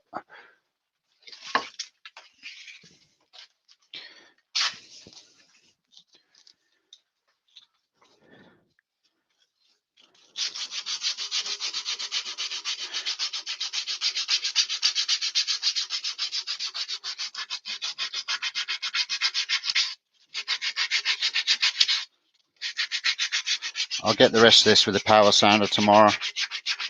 I'm not going to do a show full of sanding. Watching slow turning is bad enough. Actually got to put that into the other orientation for that bottom bead and just tidy up that bead a little bit. But it's basically, the idea is it's going to look like stacked rocks and pebbles. I'll show you there now. It needs some more sanding, but you can see what it looks like there now. So there you go. So it's going to be kind of staggered rocks and pebbles, if you know what I mean, like as if it's, I should probably go this side next, and let me just see. how long I'm live, because then I can decide whether to keep going for another bit. I'm coming up for 2 hours now, so it's long enough. I should probably continue this on the banana live, but I'm actually, my center point, my ruler, my center point is running from there to there. So I'm actually going to be able to get a hole through the center as well at the moment and not see any copper pipe. So I'll be able to just thread the lead through it. But that's kind of how it's going to look. So it's my wife wants like a different kind of beachy looking lamp for the bedroom, for the side of the bed.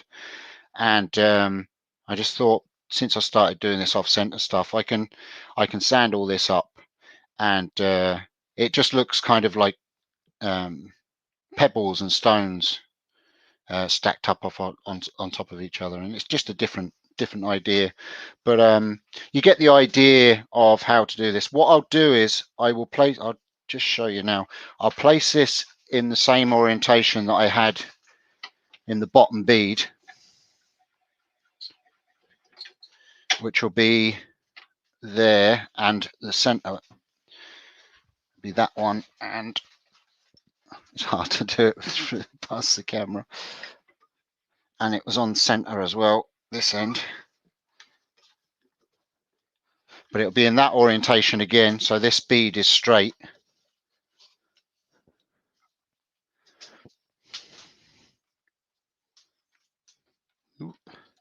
Yeah, so it'll be in this orientation again, so this bead is straight. And what I'll do is I'll come in with my parting tool now and just clean up this edge and define this edge of this bead again. And once I've done that, I'll run the sandpaper over this one. Then I'll pop it back over onto this one, and I'll run the sandpaper on that and clean it all up. And then I'll use the power drill to clean up this part here. And I might even kind of make it so it's not super straight, you know, and make it wavy so it looks like stone, a flat stone in there. And then I'll move on. I should probably do the bottom one then. I'll probably come over here and do the bottom one. You've got to leave at least an inch so that you can still orientate it where you want it. Then come up to the top one. And by the time it's got all these staggered stones and things, it should look cool. And then it'll have the brass fitting. I'll have the brass fitting on the top. And then we'll get some kind of nautical or seasidey type lamp to go on top of it, and I think it'll look cool. But that's that, folks. I know it wasn't super exciting for you, and I'm sorry I didn't have an earworm, but that's just the way things go.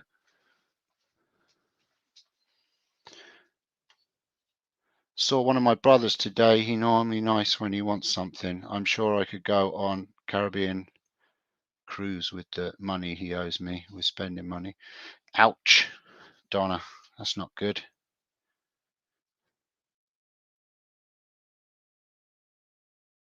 Question for Wayne: at what age are you going to slow down? Which Wayne is that?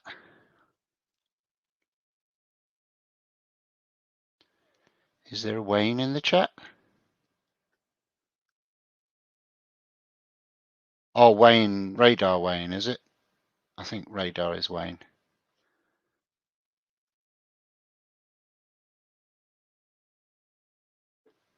Right, guys, I'm going to call it. I'll come over here to the other camera. My poor laptop's all covered with doo-dah da ding-dong. Hello, I'm back.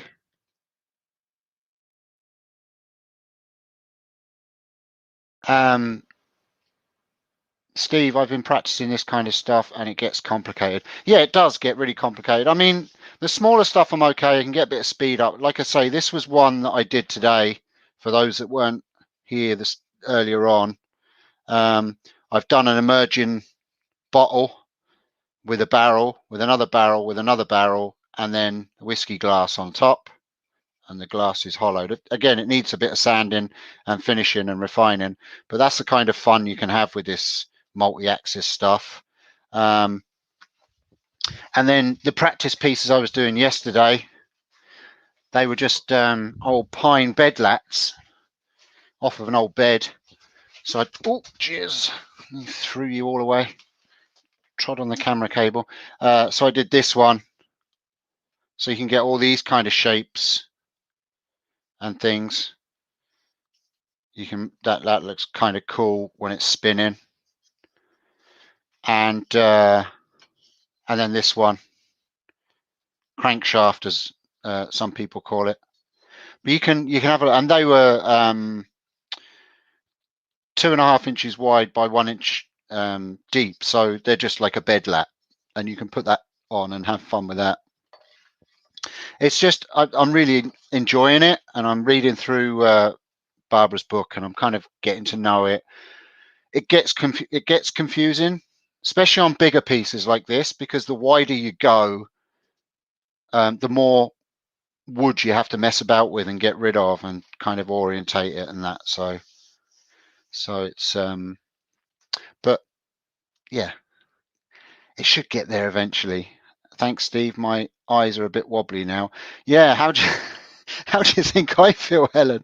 My head's a bit as well at the moment, so I've got to I'm going to go in and have a cup of tea and get away from this wibble wobbly wobbles at the moment. But when I finish that lamp, I'll put pictures up on media and stuff like that. And like I say, I'll probably carry on the members live on, I think that's going to be Tuesday now. I'm not sure, but anyway, I'll carry on with it over the next few days and finish it. It's going to look kind of cool. It's on the right kind of path to what I wanted it, so it just took me a while to get my head around where I was going. So that's it, guys. Thanks, Robert. I'm not sure you learnt much. You learnt maybe to stay away from multi-axis turning, especially on big pieces, but we'll get there. We'll get there. It's very difficult to do big stuff on this lathe in this van. I'd like to get it up to a bit more speed. And the bigger the lathe in the other shop, I just can't use it at the moment. It's got quite badly damaged over the winter with the shed. The shed got badly damaged, and a lot of damp and water got in there, and it's rusted all the bed of the lathe, and it just needs some TLC. Still works and all that, all the electronics are covered up. But question, Steve, what was the book again, please? Andy, I'll put a link for it. 1 second, I'll grab it for you.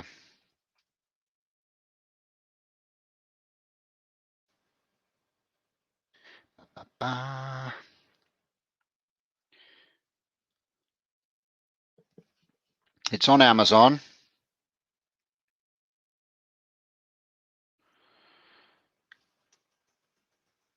Let me see. Let me look on Amazon. It's called Multi-Axis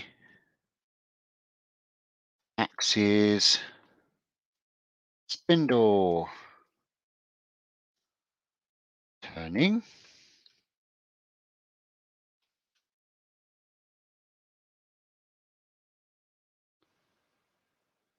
by Barbara Dill.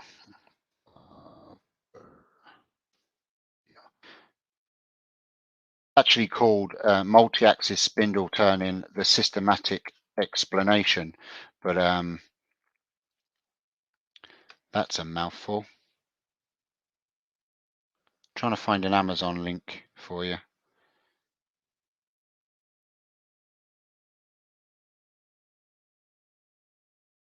Amazon.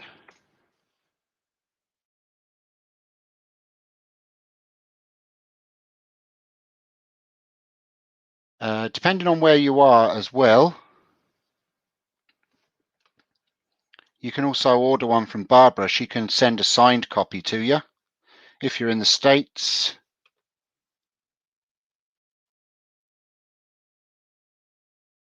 There you go. That's a link to Barbara's book on Amazon.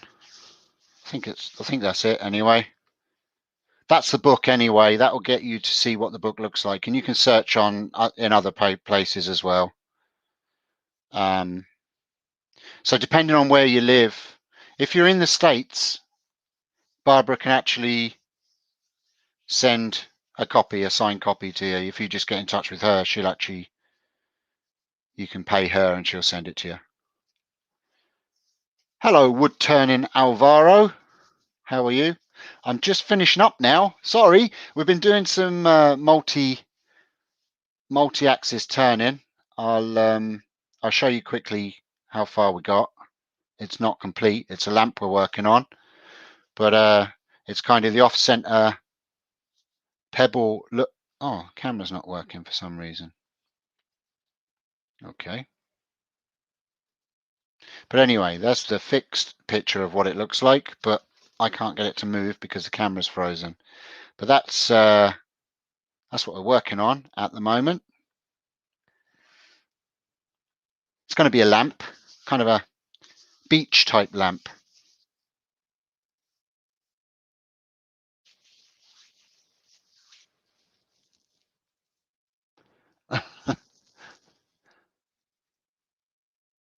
Oh, you're in Nottingham, so yeah. So Amazon will be the place to order it, Andy. So yeah, it's a cool book, but it takes some reading, and it is a bit of a head wrecker.